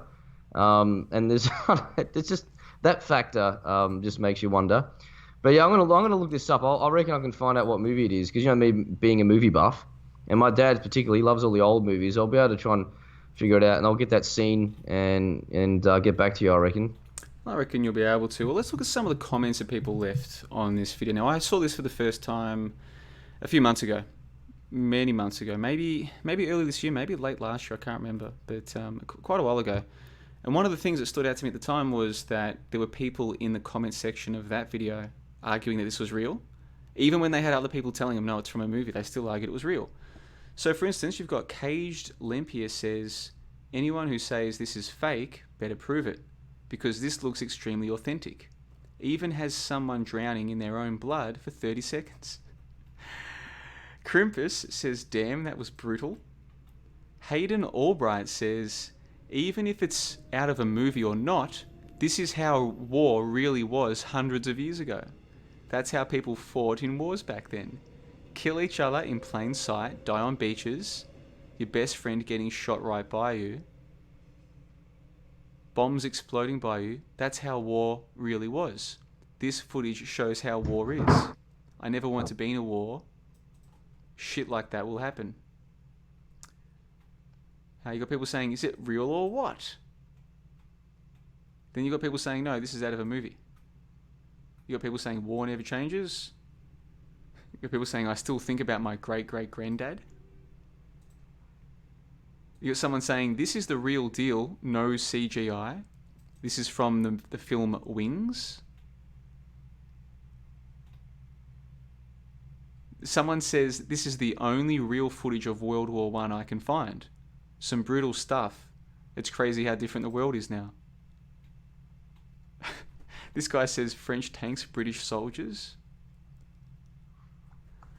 This guy says, I am not a war enthusiast, but rather a World War I enthusiast, and I have watched so many documentaries and film fascinated by just how deadly and discomforting this war was. And I can tell you that even if this film is from a movie, this was exactly what the frontline warfare was like in France.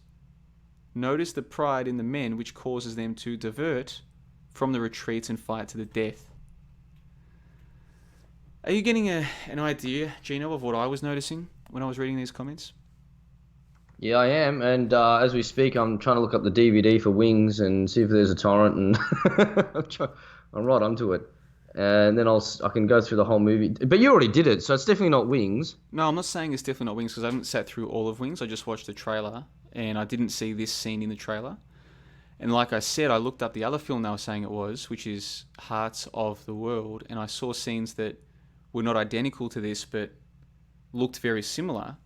And so once I realised that there were war films that looked similar to this, then I was happy to infer that the footage was from a film, right?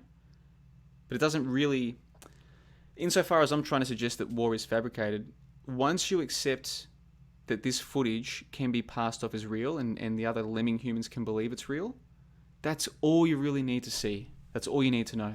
The fact that when I presented at the start of my video, and I don't tell you that it's real or fake, I just say that it's World War I footage, and so many people assumed that it was either real or meant to be real but fake, the point has been made, hopefully, Gino. Hopefully the point is being made to people. All these humans that people assume are so smart, read their comments. They're saying that it's real. They'll argue that it's real. They'll argue that, okay, it's not real, but this is just exactly what war is like. Think through the consequences of this. The lemming humans that you're surrounded by, they believe war so much that they'll even say that fake war looks real. Just think through that for a moment. Yeah. What we could do though, and no one's really done it yet, and I tried doing it last year a bit, but we need to find some real footage. It's supposed to be real footage, and see if there's anything weird about that. Well, just like how we've Gino, done. I tried. That's how I first came across this footage. I was looking for real footage, and I found this, but I didn't actually find any real footage. I found a ton so of, before you made the video, photos. did you know? I found a ton of photos, and the photos are suspicious AF, but I didn't find any moving John. video footage. But before you made that video, did you know that it was supposed to be from a movie, or did you find that after making your video? No, this is before. This is going back, like I said, ages, man. Ages and ages ago. No, I meant that footage that you got there, the graphic footage, whatever it's called. Did you know before making it that it was from a movie? Yes. Yeah, of course. Yeah, I just wanted to check that. So I knew that, but I just want to make sure. No. So, like I said, this was months and months ago, and the big thing for me with this footage wasn't the footage itself; it was people's responses to it. And so it was similar to what happened with the whole Ariana Grande video, right? I don't know if you remember this, but that Ariana Grande video, like, yeah, I'm happy that it got 500,000 views or whatever. But the big thing for me from that was the responses that I got. The number of people who, even though I stated halfway through the video that the footage was fake, they still thought I was being serious, right? Do you remember all of that? Yeah, of course I do, yeah. So I had comments. So for people who don't know, a typical video that I upload might get 300, 400, 500 views, maybe 1,000, right? So it might get a dozen comments, 2 dozen comments, not many. That video got 500,000 views, so I was getting dozens of comments every hour, right? And not only that, these were comments from people who have no idea who I am. And so I was reading these comments as they were coming in, and it was clear that a huge proportion of them, maybe half of them, couldn't detect that I was joking, even though I explicitly stated halfway through the video that I was joking, right? So what they thought was that I was a real anti-conspiracy theorist presenting fake footage as being real. How do I explain this? If you haven't seen the Ariana Grande video, this won't make sense, but basically, I made a video where I pretended I was an anti-conspiracy theorist, and I used footage that was fake, that was admittedly fake, from a crisis actor training drill, and pretended it was real footage from the Ariana Grande bombing. And I said, all you conspiracy theorists, how dare you say it was a fake event? I've got proof that it was real. And then I played the footage that was fake. Now, the thing is, the footage was clearly fake. But even if you couldn't tell that, halfway through I said, this is footage from a crisis acting training drill. And yet I was getting comments come in, again, dozens and dozens and dozens an hour of either so-called truthers who were accusing me of going to the dark side, right? JLB's sold out. I can't believe he's claiming this is real, blah, blah, blah. Right? So people who have... Like, there were people who thought that I was being serious in order to seriously claim the event was real. And then there were people, because I'd gone to the dark side, and then there were people who had no idea who I was, thinking that I was being serious, but that I was just mistaken. And so that was a huge turning point for me as a person to see just how lemming-like the humans are. Now, at the time, I didn't understand that these people don't have internal dialogues. I didn't understand that they are non-player characters. So I didn't quite have a way to fully understand what was happening. But what I did get insight into is just how dumb most of these creatures are. When it comes to moving images shown on a screen, even when you tell them it's fake, they can't see that. And so when I first saw this video months and months ago, that was the same experience that I had. It wasn't so much the footage that was interesting to me, it was the comments. But then the footage came in very handy when I wanted to make that video that I made a couple of days ago. And I thought this will be a good little like a good little thing to do, and I expected it to catch more of the lemmings trying to defend it, but none of them did, or not many of them did anyway. So that's where we're at with that. So Gino, yeah, good luck trying to find that in a film. That'll be interesting. But again, I recommend anyone watching this, check the info box. I'll put a link to this video. It's not just the video you want to focus on, it's the comments. Go and look at how people react to this footage. And then be honest with yourself. How did you react when you first saw it? When you first saw it, did you think it was real, or did you think it was fake? Did you think it was meant to be real, or did you think it was meant to be fake? Okay? Because when I first saw it, when I first clicked on it, I originally thought it was meant to be real. And then it wasn't until I checked the comments and people were saying it was from a film that I was like, oh, hold on. And then I went and found the other films, and then it all made sense to me. But when I first saw this, I thought this was supposed to... I was like, they can't be serious, can they? I was like, what the hell? This is ridiculous. No way they tried to pass this off as real. I'm like, they tried to pass this off as real. And then I found out, no, it's from a movie. And so I'm also trying to encourage people just to be honest with yourself. When you first saw it, did you think it was meant to be real or fake? And yeah, unfortunately that one didn't go viral, Gino. But No, it didn't. So you've had no luck trying to find real footage? I looked up and found some myself, but it wasn't much. And send me now a link that I right think now. about it, Send me a link right now. I'm going to put it on. No, what I'm trying to say is that I remember looking it up some point when you started talking about this subject about a year ago, and I tried to look it up. I can't remember what it is now. It was a year ago.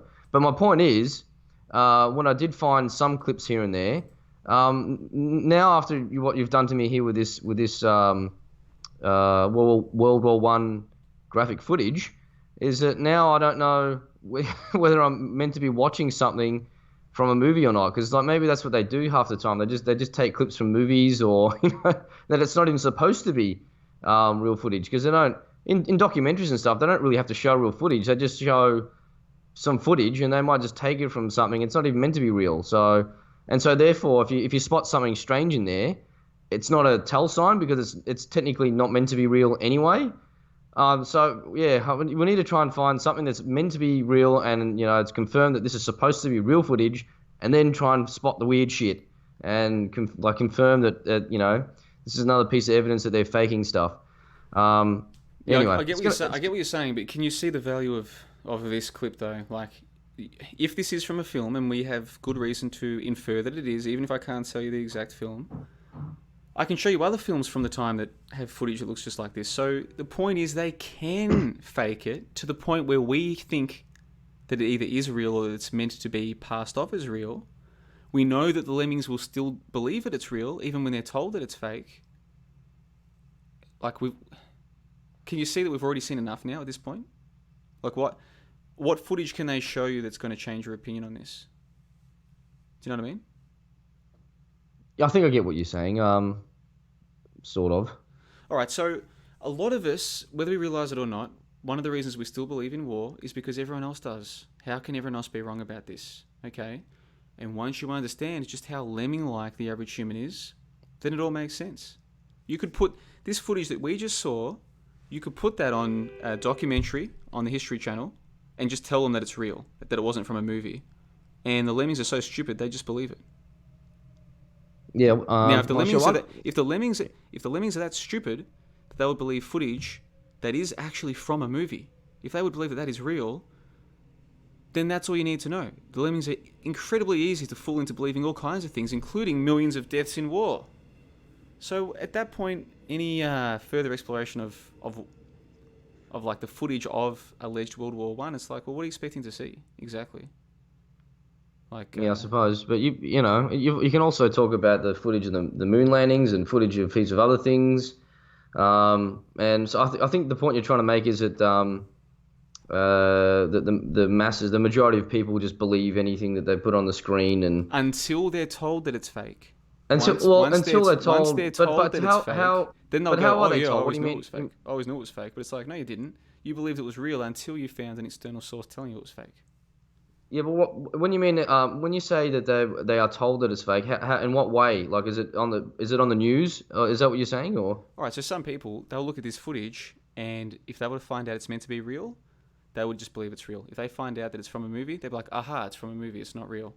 That's precisely why the value... Okay. That's why in my video where I don't actually explicitly state that this is real or fake, I just introduce it and say this is World War One footage. Yeah, There's an ambiguity there that some people are going to assume it's meant to be real and some are not. But what I'm trying to suggest to you is the bulk of people, had I just... Forget me, I'm a nobody. If the TV said this was real, they would just believe it, man. They would just believe it. The only reason why they would disbelieve it now is because I've told them this is from a movie. And my evidence for what I'm saying is the comment section of the very video that's from. And I put a link to the video in the info box when I uploaded my video, right? All of the links were there, so anyone who wanted to check it could have done so. But I didn't tell them at the start what I was doing. And what I'm hoping is that people can be honest with themselves and reflect on, when you first saw that footage, what did you think? What did you actually think? What did you actually think this was? This is what we're really exploring here, is how easily we as humans can be fooled. And what I'm also suggesting is that there has been a very serious conditioning that's been done to us at a young age. And actually that leads me to my next question for you, Gino. Do you remember when you were in school, Remembrance Day and the red poppies? What do you remember about this? Oh man, that's a long time ago for me. I'm 37, so I don't remember any detail of that. But yeah, we did all that stuff. Of course, we had that sort of things where we had to be silent for periods of time, and people wore certain badges and thingamabobbies. But it was a long time, John. I don't quite remember it, but obviously it was programmed into me at an early age, of course, and it's only now that because of you, actually, there's no one else really talking about it, that I'm sort of questioning this. But that's after questioning so many other topics, obviously. So it's easy for someone like us or myself or a lot of your viewers to sort of be open-minded to it and then, and start looking into it. But for other normal people, it's just, it's way too hard for them to consider this, isn't it? But I'm going to have to go shortly because it's past my bedtime, John. But there was something I wanted to get off my chest, just quickly. Something that I linked to you the other day as well, which is quick. If you don't mind, we just quickly chat about it before I go to bed, if that's okay. Yeah, go for it. And I wanted to actually ask you, in terms of, because I can't seem to get I was trying to research it online and ask people. In terms of German currency during World War II, or just before it, I think they had something called Reichsmarks. Would you happen to know how much 1,000 Reichsmarks would be worth in today's currency, in US or Aussie dollars? Would you happen to have any idea, do you reckon? Or I would have zero idea. Oh, okay, well that's annoying. Why do you ask? Yeah, well, because as I told you, I find this topic of immigration very interesting at the moment, and they always argue that, we needed heaps of foreigners to come in here the past 30, 40 years because of the Australian population, the white, British background population, weren't producing. So we're just, and the economy would have gone shit, blah, blah, blah. Well, in German time, when obviously Hitler was in power, the German government had a program for young couples to get married, and they were given a marriage loan, and the marriage loan was 1,000 Reichsmarks, which I don't know how much that is. I'm guessing it could have been 10 grand maybe, or I don't think it would have been equivalent to 100 grand. But it was 1,000 Reichsmarks, whatever the hell that's worth now in terms of inflation and conversion and whatever. And they were encouraged so that loan was encouraged. So that the deal was they had to prove their German ancestry, or their Aryan ancestry, but that sounds a bit nasty when you use the word Aryan because it's got such a bad stigma to it. And the women were encouraged to leave the workforce, allowing more jobs for men, so the men could work and have careers and whatever. And they'd stay home to look after the children. And every child that they'd have, a quarter of the loan didn't have to be paid back. So if they had 4 kids, then they didn't have to pay back the loan. Anyway. Do you find that concept interesting? And I think let's cut to the chase. Let's cut to the chase. So what you're suggesting here is that Like what you're talking about is some of the problems to do in the Western world with mass immigration, cultural Marxism. We're being told that we need to import all these people, whereas what you're saying is, why couldn't you just get the people who are here to have more children, basically? Yeah, and this does tie into a little bit what we've been talking about with the history hoax, because maybe that part of it wasn't necessarily a hoax. Maybe that was a genuine policy for that regime that they had, or the ideology that the Nazi Party had. But because the enemy hated it so much, and then when whether the war is fake or not, well, they won the war, and then from there on they had to do everything possible to demonize them and everything they stood for. And so that's where I suppose the fakery came into place, if you get what I'm saying. I see. Yeah, no, you make a good point. So some people are trying to say to me, JLB, your history hoax stuff, what you're doing is you're diminishing the Third Reich, you're diminishing Hitler, and in fact, these guys were trying to save the Germans, or they were trying to save the Volk, or they were trying to save the broader white race against the enemies, generally the people with the parentheses around the names, right? And so, JLB, what you're doing is you're suggesting that all war is a hoax, but in fact, it's only the Holocaust that was a hoax. It's not the whole lot. And maybe the Hitler or the Third Reich were the good guys, right? So that's kind of where you're going with this, I guess. Yeah, I wouldn't say that they were the good guys, but whatever But in saying that as well, like what's wrong with white nations implementing some sort of policy like that instead of the alternative, which is what they've done instead? Because isn't that the reason? I don't know. That's one of the reasons, I suppose, why mass immigration has been occurring the past 40 years is because of that. There's probably other reasons, I suppose, that they use, but I'm not sure. But I'm pretty sure that's the main reason, isn't it? What is the reason that they give for mass immigration? It's because of the native population aren't reproducing enough, isn't it? And the economy is going to suffer. Yeah, that's one of the reasons they give. They also use the whole, say for Europe, it was Europe that colonized Africa. So one of the justifications they use for flooding Europe with dark people is, this is like, not payback, but like reparations for...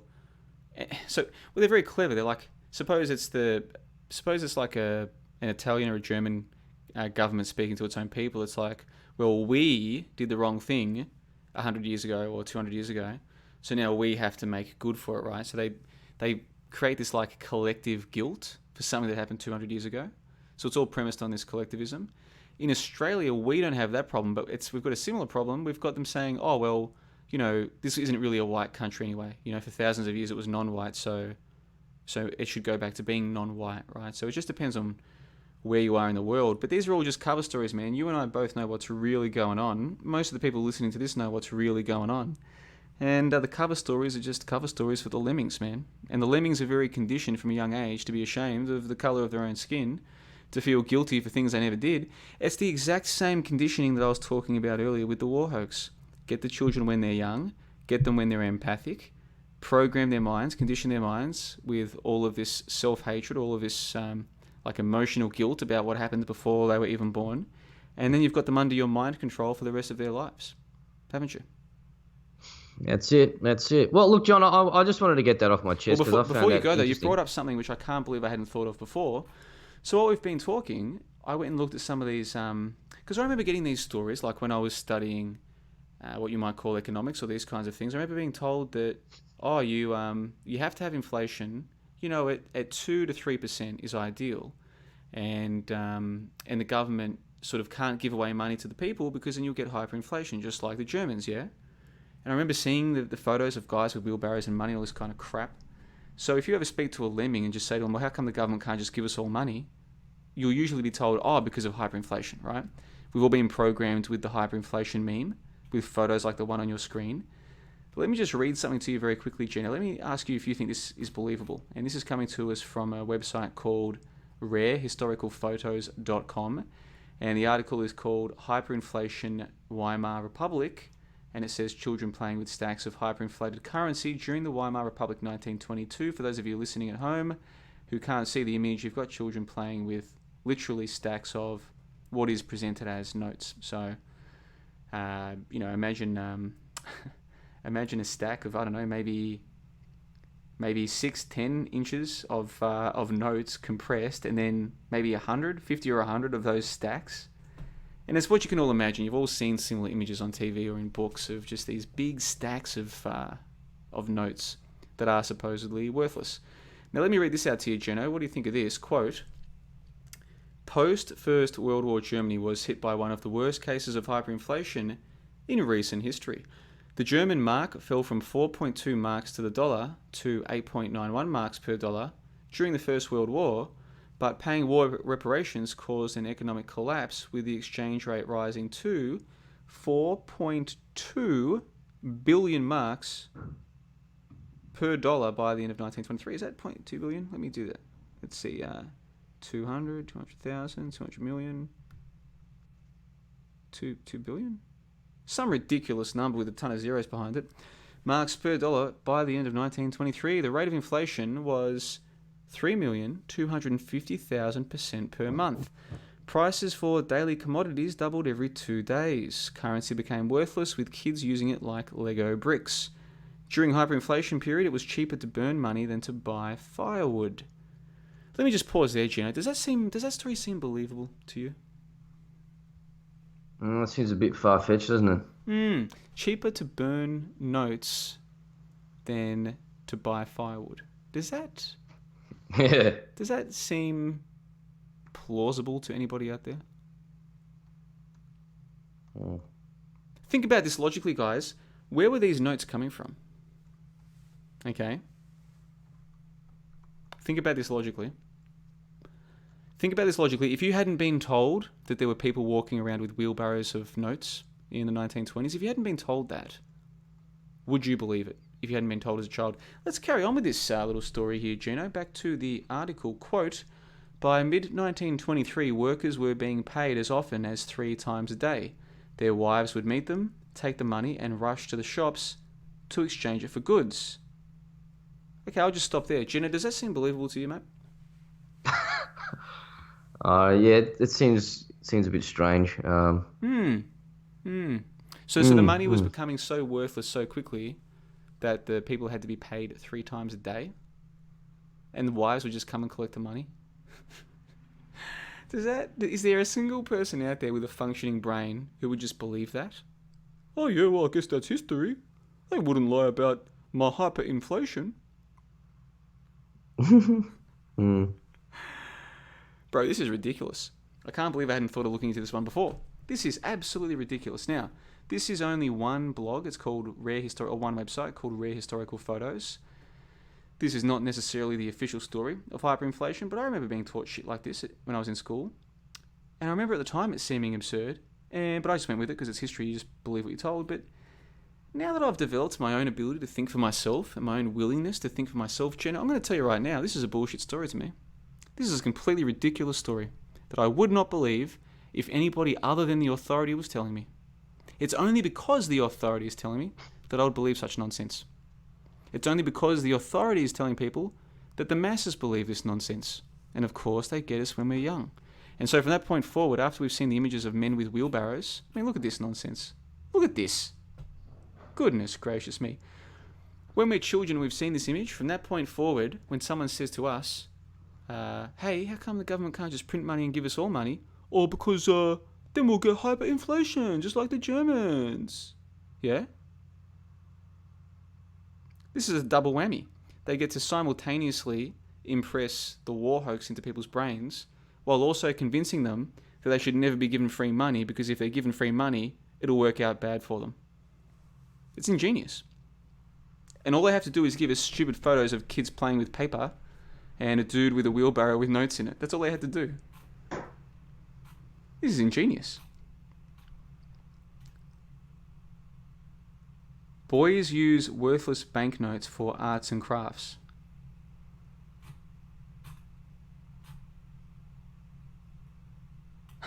Children stand next to a tower of 100,000 marks, equal in value to $1. And this is all it takes, is just a few photos, man. A few photos, tell people when they're young, and they will believe absolutely anything. Humans will believe anything so long as their authority is the one telling them. Anything. Oh yeah, man. You know, millions of years ago, this Earth used to be inhabited by gigantic monsters. What? That's right. That's right. Can I see it? Nah, they've all disappeared. Well, how do we know that they existed then? Oh, well, we see we've got experts who dig them up, and now they've got them in museums. Oh, cool. Can we go and see them? Sure. Do a school excursion.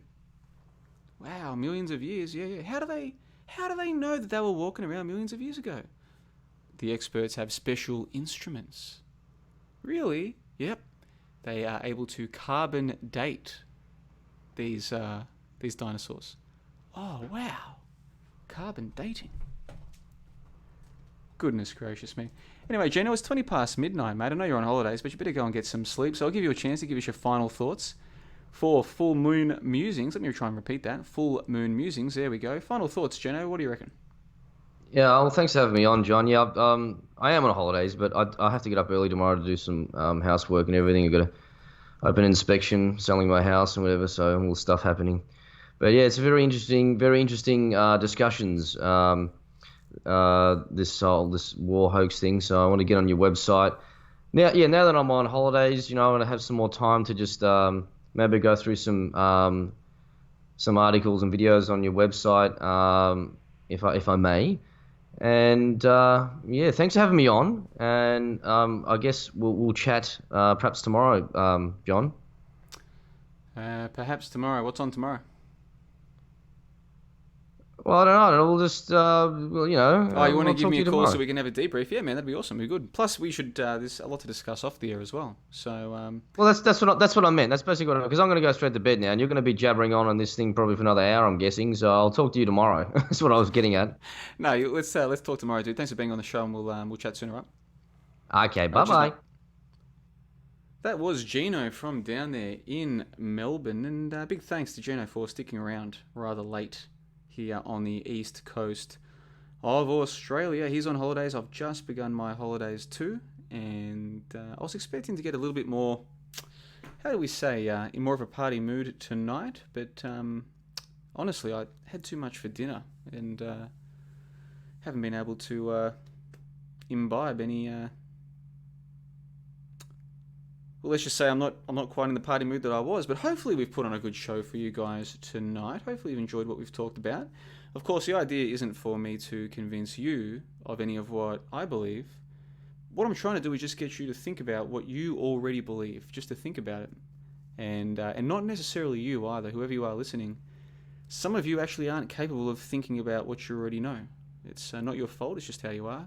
So what I'm really trying to do is to talk to those of you who can do that. Those of you who think to yourself in your own mind. I'm trying to encourage you to use that voice that's in your head to reconsider the beliefs that are already there. And even something like this, you've seen me do this in real time, okay? I can't believe I hadn't gone and looked into this one before. Because I knew this story with the whole hyperinflation, with the big wads of cash. And I can already see in the live comments, people are parroting the Zimbabwe meme, right? I knew this would happen. In the live chat right now, people are parroting, but my Zimbabwe has the same problems. Yeah, okay. Why do you believe that? Why do you believe that? Do you believe in Zimbabwe there are people walking around with these big wads of cash, burning them for fuel? Do you believe in Zimbabwe people are getting paid 3 times a day because their currency is hyperinflating that quickly? Is that what you believe? Because if that is what you believe, then you have been deceived. That is not the case. That is not happening in Zimbabwe. I happen to have been to Africa. Now, I confess, I did not go to Zimbabwe. I stayed in South Africa. But I did see with my own eyes one of these crazy $100 million Zimbabwean notes or whatever. And I got to speak to people from Zimbabwe, and they did not tell me anything about people burning notes for heat, walking around with notes in wheelbarrows. No. You know what they told me? They told me that once their notes got too worthless to be practical, people just switched to US dollars, right? That's what happened, right? As soon as their notes got too useless, they just switched to other currencies. yeah, US dollars or South African rands or whatever, once these currencies become too cumbersome to use, you stop using them. Think about this logically, right? The whole point of having notes is they're thin, they fit in a wallet or a purse, and so you can walk around with them and exchange them for goods and services. The moment they become too cumbersome, then you switch to something else, yeah? Especially if there are other notes around. So this idea that they would ever have gotten to a stage where people were just collecting them to then go and use for fire, that is absolutely ridiculous. So those of you who are in the live chat who have posted the Zimbabwe meme, what I'm going to ask you to do now is to think through, why did you do that? What happened in your brain that caused you to post, but how about Zimbabwe? What about Zimbabwe? Zimbabwe has the same problem. I'm asking you to take a step back for a moment and think through what happened in your brain that caused you to type those words. Think through it. Think through where that belief popped into your head. Okay? This is all programming. What we're talking about here is programming of human minds. We've all been programmed, okay? Some of us are becoming self-aware of that fact, and we're doing what we can to remedy the situation. Some of us are completely incapable of doing that, and we'll never be able to do anything but parrot ideas, parrot words, parrot concepts. That's the best they'll be able to do, is to parrot. Those of you who just posted my Zimbabwe meme, you parroted that. And I'm asking you to ask yourself, why did you do that? Because my answer is, you were programmed, just like we all were. But you haven't broken free from the programming. And in my case, I was just lucky that I got to go to Africa to speak to people. And I guess this whole meme was diluted in my brain earlier through happenstance. But I hadn't gone back and looked at the Germany one until Gino just brought it up. And I mean, this is just... I mean, ask yourself, do you believe this has ever or would ever happen? That inflation is happening so quickly that people have to be paid 3 times in a day? Do you really believe that? That people's wives were coming morning, noon and night to work to pick up money because if they didn't, it'd be worth too little to go to the shops? Do you really believe this, man? Seriously. The answer for some of you is going to be yes, because that is the story. So long as that is a story, that is what you believe until someone disproves it, which is impossible, or until the authorities tell you that it was fake, and then you'll accept that it was fake. But until then, it's a story that will remain real to you. This is how humans work. And those of you who are able to stop parroting, you've got to understand most humans don't have that capability, and you and I, we're wasting our time trying to have rational conversations with them. It's one thing for me to have a 1 to 50 dialogue like this, or a 1 to 50 exposition of my ideas like this. That's one thing. And I'm happy to do this even if 45 out of the 50 people watching this live are human parrots. But if I knew for a fact that in a one-on-one conversation I was having with somebody that they were just a parrot, I would cease the conversation as soon as possible. Or I'd move on to topics that are more amenable to fun conversation, whether it's sport or whatever. No point trying to have serious conversations about the programming that's been done on the micro and the macro with a human parrot. You'll never get anywhere. They're incapable. Very important to understand this. Some people are quite seriously incapable of challenging a story if it is the authority or the consensus story. They are incapable. Completely incapable. Completely incapable. And nothing you say or do will ever change that fact. Nothing I say or do will ever change that fact. Some people are incapable of challenging stories if they come from authoritative sources, such as my Zimbabwe meme, or such as a hyperinflation meme from Germany, or such as millions of dead in World War II, or even such as Gav shoots a dude, country says stuff you, another country says well stuff you, another country says well stuff you, another country says stuff you, man. Bang, millions of people dead. They'll just believe that forever and a day, incapable of changing their minds. So what we'll do is we'll read out a few comments and then wrap this show up. It is getting late and I've been struggling all night. I really did eat. I'm usually not a glutton. I'm embarrassed of myself. Tonight of all nights, eating too much. Ridiculous. But anyway, let's go and check out the comments, shall we? See what's being said in the live chat. Let's see. Where was I? Live chat. Oh, that's right. Let's bring up old mate Archduke Franz Ferdinand. Let's go and check it out. Live chat. Where are we, guys? Where are we? There we are. All right. 50 people watching live. Thank you, everyone, for coming out.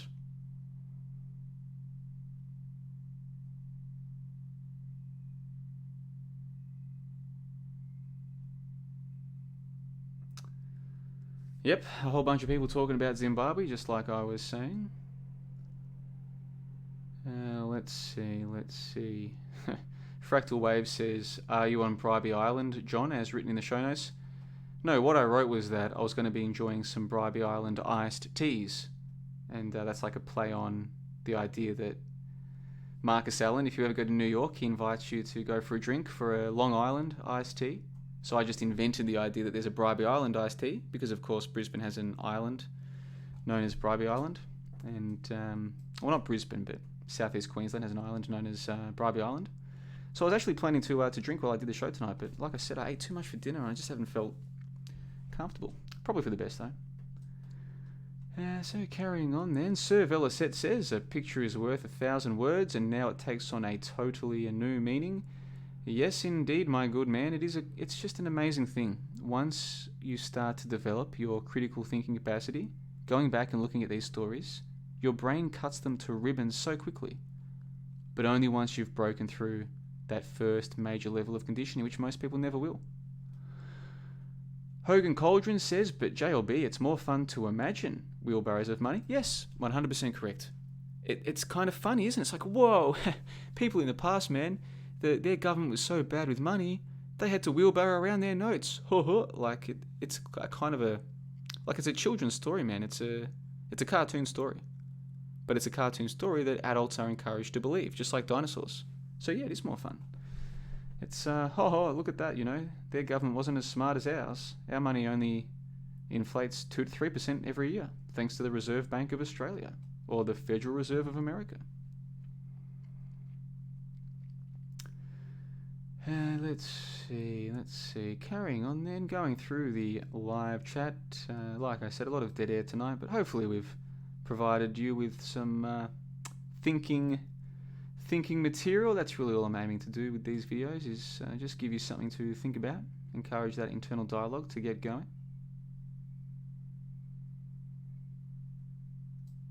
Okay, Fractal Wave is asking a very good question. Is it possible that the number plate on Franz Ferdinand's car was added after the fact? Okay, so in other words, suppose the car was part of a real assassination and the assassination led to a real war, you could still come back decades later and just add the number plate and then say, "Hey, look guys, what an amazing coincidence," like as a prank or a joke.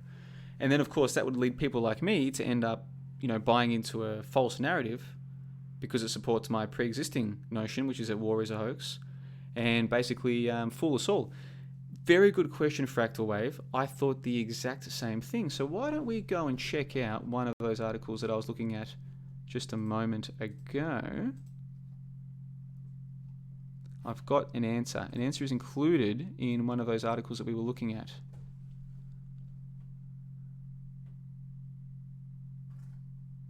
Okay, so having a look here then, it says here, license plates of Franz Ferdinand's car hide a strange secret.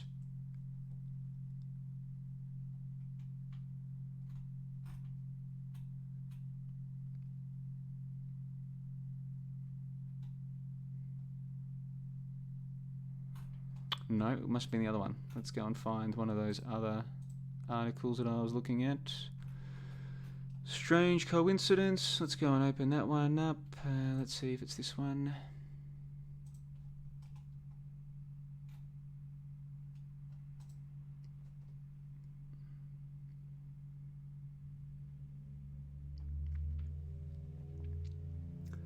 Okay, so this photo is coming to us from the Smithsonian. As you can see here, this is an older looking photo that shows the number plate on the car, and this is when it's not sitting in the museum.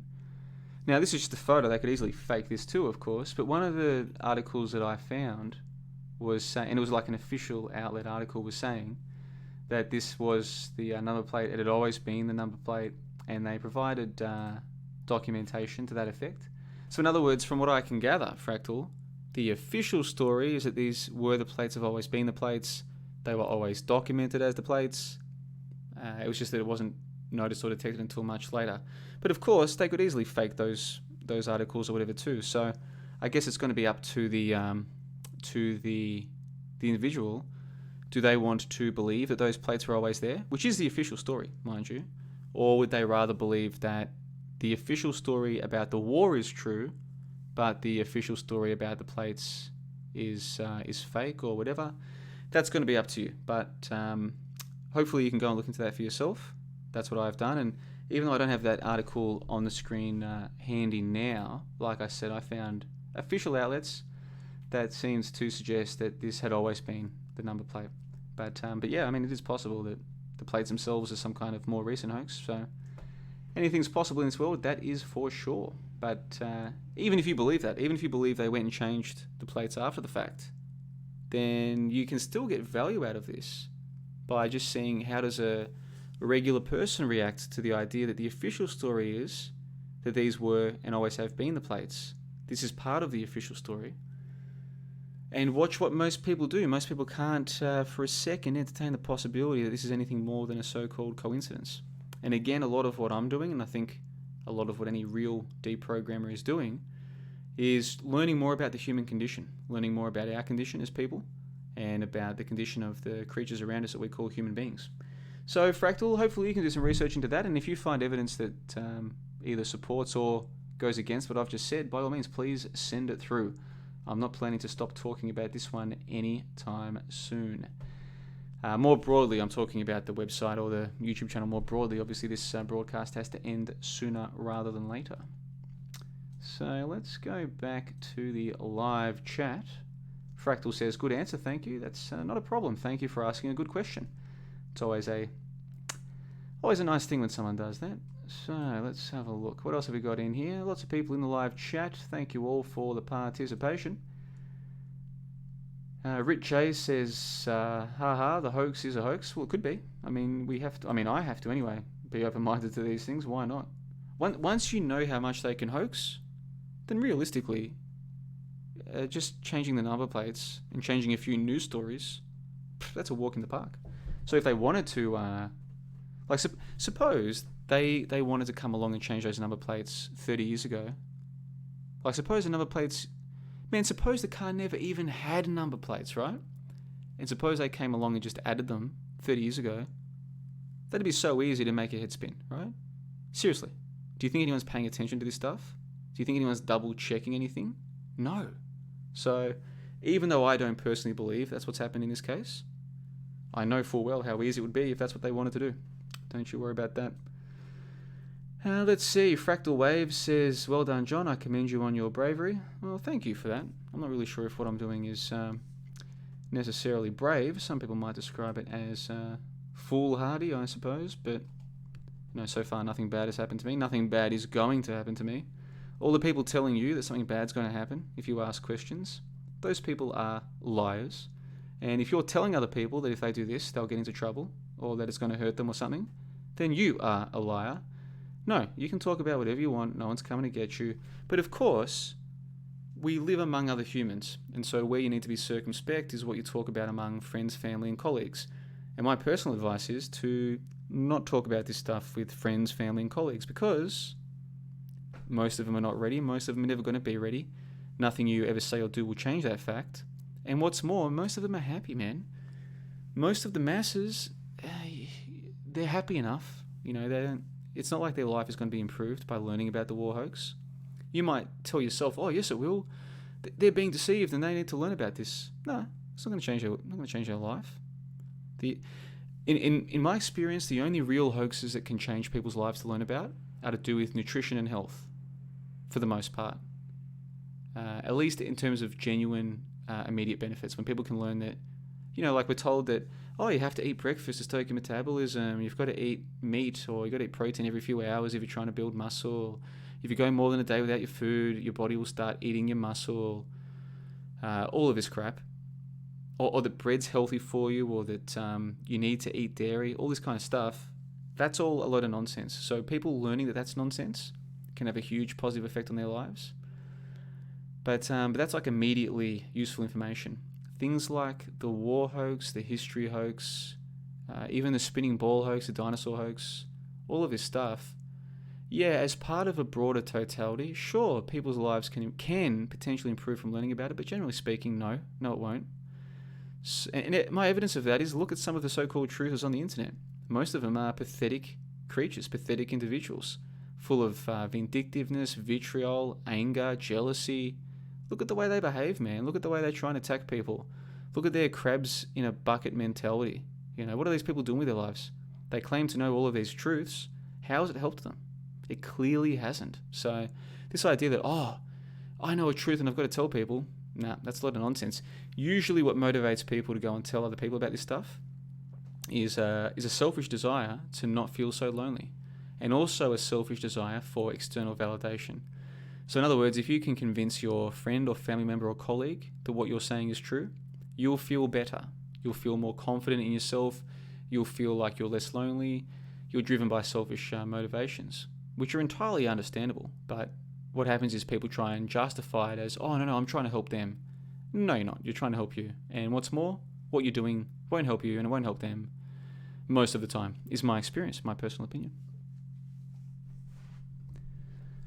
Fractal Wave says, do you have a rough idea of when you're going to release your Dino Hoax movie? Yeah, I've got it listed for October, so I've still got a few more weeks until the deadline, so hopefully I get it done by then. I think I should do that.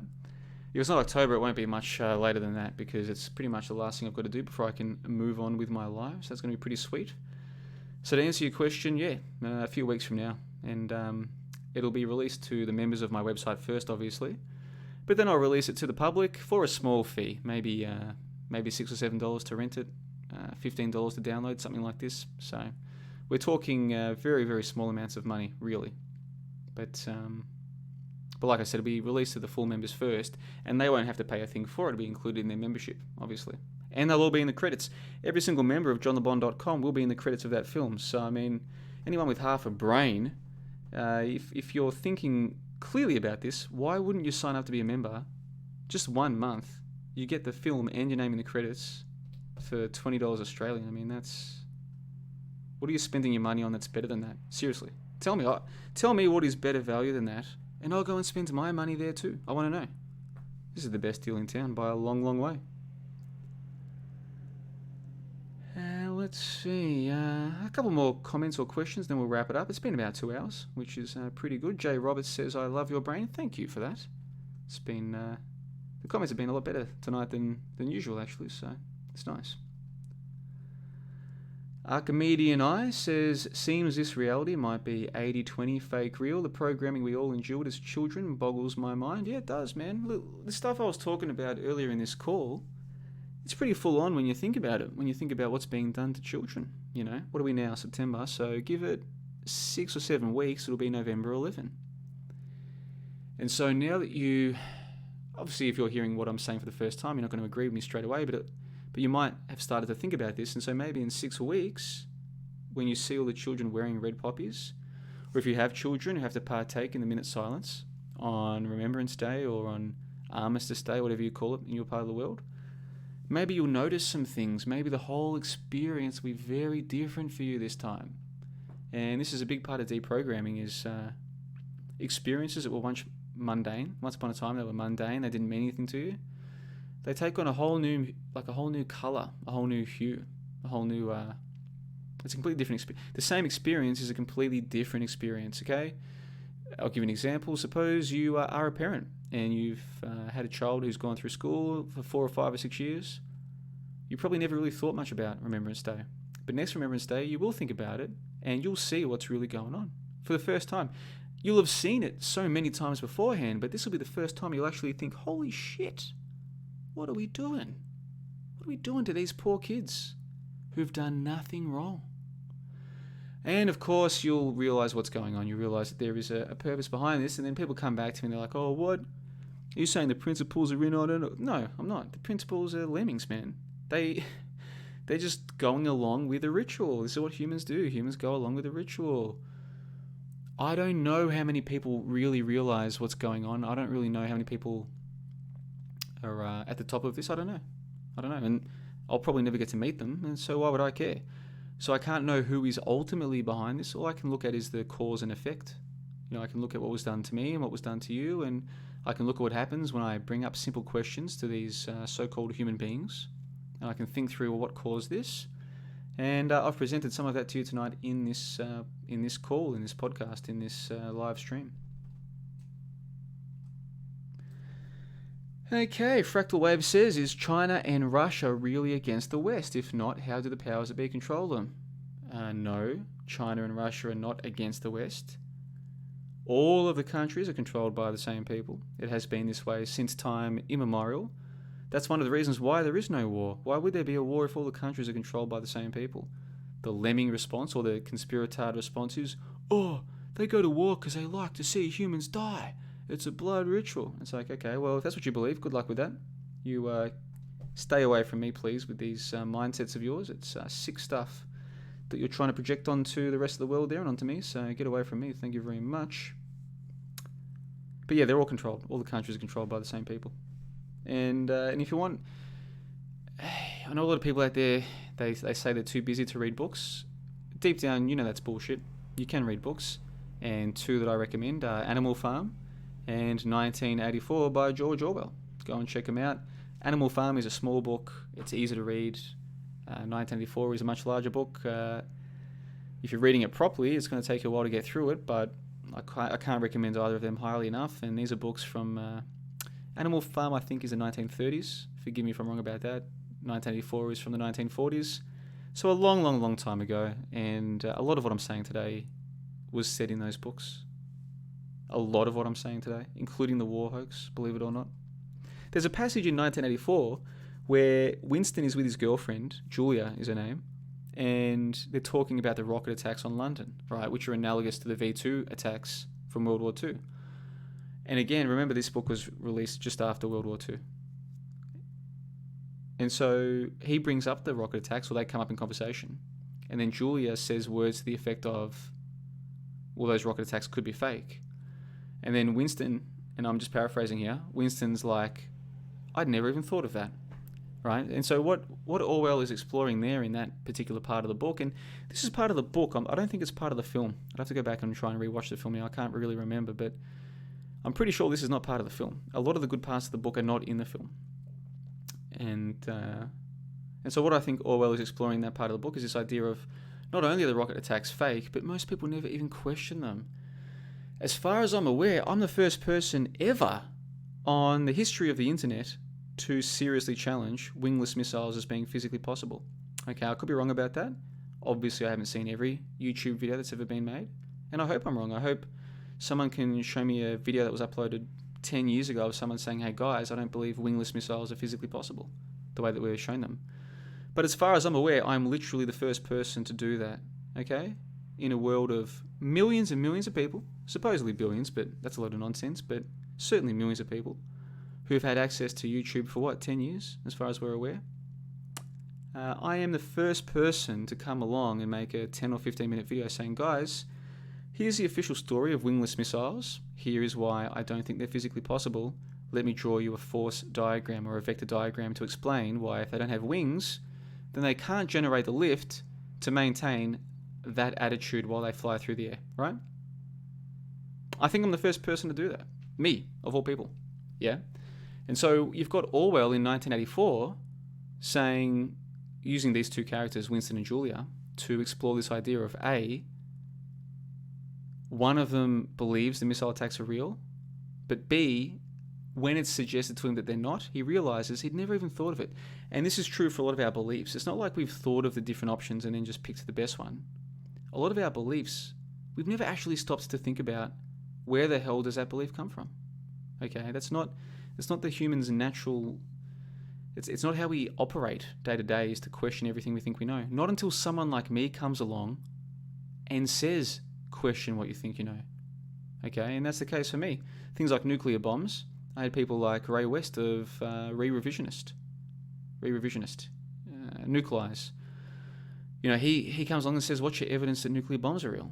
Okay, I saw a video of his where he was asking people on the street, and I was like, shit. And then my internal dialogue started, and I was like, what is my evidence? And then I realized I had none, yeah? And so it's been for so many different events where other people have sort of caused me to question what I think I know. And that's now what I'm doing with my website, with my channel. And I believe I am the best in the entire world at doing this. Now, I could be wrong. I hope I'm wrong. And if I'm wrong, please show me the evidence. Show me the people who are doing this who are better than me. Show me them. Point me in their direction. I want to go and check out their work. I would love to. But I'm now the first person to challenge seriously the Cavendish experiment on a fundamental level, as in, is it actually plausible? I'm the first person. That's the way that they determine the mass of Mars, by the way. So, you know how if you look up the mass of Mars, or the mass of the Moon, or the mass of Earth, that all stems from a thing called the Cavendish experiment. As far as I'm aware, I'm the first person to seriously challenge that. Miles Mathis had released a paper prior to me, but the conclusion to his paper was that the Cavendish experiment was still real. It was just like some of the calculations were wrong. But as far as I'm aware, I'm literally the first person to come along and go, guys, they're telling you they can weigh the stuff in the sky with an object like heavy balls in a shed. Like, do you really believe that, right? As far as I'm aware, I'm the first person to do that. I'm the first person, as far as I'm aware, to come along and say, hey guys, wingless missiles, think about this logically for a second. How the hell would these things stay in the air if they're flying horizontally? Heat-seeking missiles, like how exactly would they seek the heat? Think about this one logically, you know, especially if you've never seen their rear fins move mechanically. You're like, what makes you believe these things are even possible, right? So you've got the Cavendish experiment, that is the mass of the objects in the sky. You've got the wingless missiles. Now you've got history, characters of history, people like Herodotus, people like Sun Tzu, people like Pontius Pilate. As far as I'm aware, I'm the first person to come along and say, guys, I'm going to look at the history books and trace these guys back and then discover there is nothing. Yeah, the Library of Alexandria, Nikola Tesla. There's a reason why I'm the first person to do this time and time and time again. And it's not because I'm some kind of genius or anything like that. It's because no one's doing this, okay? You've got to understand the absolute state of the modern human. You were raised to believe that we're all so intelligent. Just repeat what's at the back of the book and you're intelligent. We're all so smart. But that's not the case. You are nowhere near as intelligent as you think you are. Nowhere near. Not even close. Not even close, okay? There's a reason why some guy from Brisbane is the first to have noticed all of this stuff. And it's not because he's special. Don't allow your brain to convince you that's the case.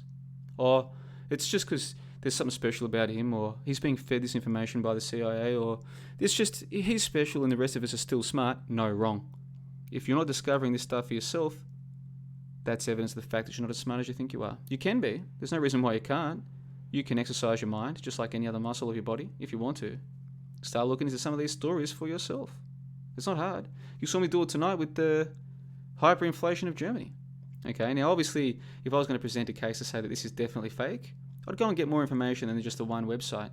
But at least you got to see the kind of thing I do where I say, hold on, what is the story here? Let me think about that story. Let me ask myself if that makes sense to me. Okay? And I'm happy to say publicly, no, it doesn't. And this is what stops a lot of people. The average human, and this includes most of the people listening to this call right now, this video right now, whether they can admit it to themselves or not, they are petrified of going against the masses and being proven wrong later. Petrified of it. Absolutely petrified. So they would never stand here in front of 50 people live and hundreds of people on delay and say, oh, the story of hyperinflation, all I've done is inspect one version of the official story, but it seems like bullshit to me. It's like, no, you can't do that because, like, what if there is good evidence for it later? Aren't you afraid of being wrong? No. If I find better evidence later, I'll change my mind. No big deal. It's not scary at all. That's a big change for people. Most people are not ready for that. And, well, for one reason or another, that's something that I've been able to do, and here I am, the world's leading skeptic. By the length of the Flemington Strait. I mean, who is second? I don't even know who's second. I'm that far ahead. Who? Who is it? Name me a person who has made one discovery as big as any of my discoveries. Name me one person in the live chat right now, I dare you. Go on. Give me one person. I can give you Ray West, his work with the nukes. I don't know if he was the first person on the nukes. I don't think he was. But let's just say he was. Let's give him the nukes. Okay, good. He's good. The nukes, good. What else? What else you got? Whoever it is, it's crazy how far behind me they are, okay? It's crazy. Absolutely crazy. Phenomenal. Even I can barely believe it. But this is the world that we're in. So anyway, it is time to wrap this one up though, guys. It's 1 o'clock. And I'm not actually tired, to be honest, but I just want to go all night. I think 2 hours is long enough, 2.5 hours. A couple more comments and we'll wrap it up. Fractal Wave says, what are your thoughts on the number 666? I've actually got an article coming out about this on johnlebon.com soon. That'll be for full members only. But suffice to say, look into the official story of 666 from the Bible. Look into what the source is for that 666. You'll find out it's not 666. It's 616. Like from the outset, 666 evil is a joke. It's a hoax. It's not real. It's fake. I'm not even talking about a spiritual level. I mean the actual literal story of how 666 is evil. No, it's fake from the get-go. And Aleister Crowley, what you think you know about Crowley is also fake. You've been completely deceived. It's incredible. Effluent for You says, let's fund a trip to Syria for JLB. Yeah, do it. Do it, man. I'll go. Why not? Well, you wouldn't go. Yes, I would. Why not? What would I be scared of? What are you scared of? Why are you people all so scared? The average lemming human is just scared all the time because it was traumatized as a child.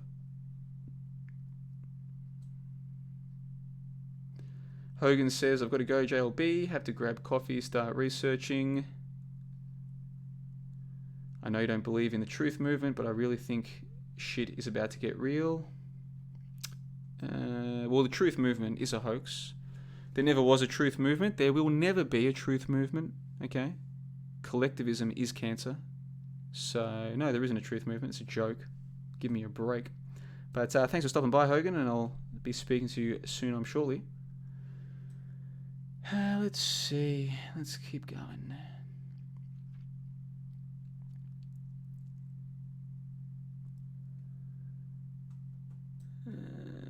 TNW says something stupid about JLB. See? Lemmings. Complete lemmings. Effluent for You says most intelligent people are not as arrogant as JLB. Which intelligent people? Name me one. Name me one. Name me one person. Seriously. In your mind, in your world, name me one person who is as intelligent as me. I'm serious. This is a serious thing in your world, right? Just one. Just one. That's all I want. Just one. It'd make me very happy. If you could give me a YouTube channel or a website or a blog or some person who is doing real skepticism, like thinking for themselves, doing real research. I mean, some of those history hoax articles, can you imagine how long it takes me to read all those books? Okay, like what is the story? So you go and read the history book. Okay, what's their references? So you go and get copies of those books, you read those books. Do you have any idea how long it takes to do that kind of research? That's one of the reasons why no one's doing it, apart from me. That's why. Too time intensive, man. Too much energy, too much mental energy. So if you can find me someone who's doing this kind of work, please, man, I'd be happy, okay? In my ideal world, people like me, we are mediocre. We're the medium people, okay? In an ideal world, I would not be considered by anyone to be intelligent or remarkable. I would just be a regular person, okay? In this world, however, I am literally the only person doing this kind of work. I'm the only one. Only one. I'm the only one. That is just phenomenal to me, even to this day.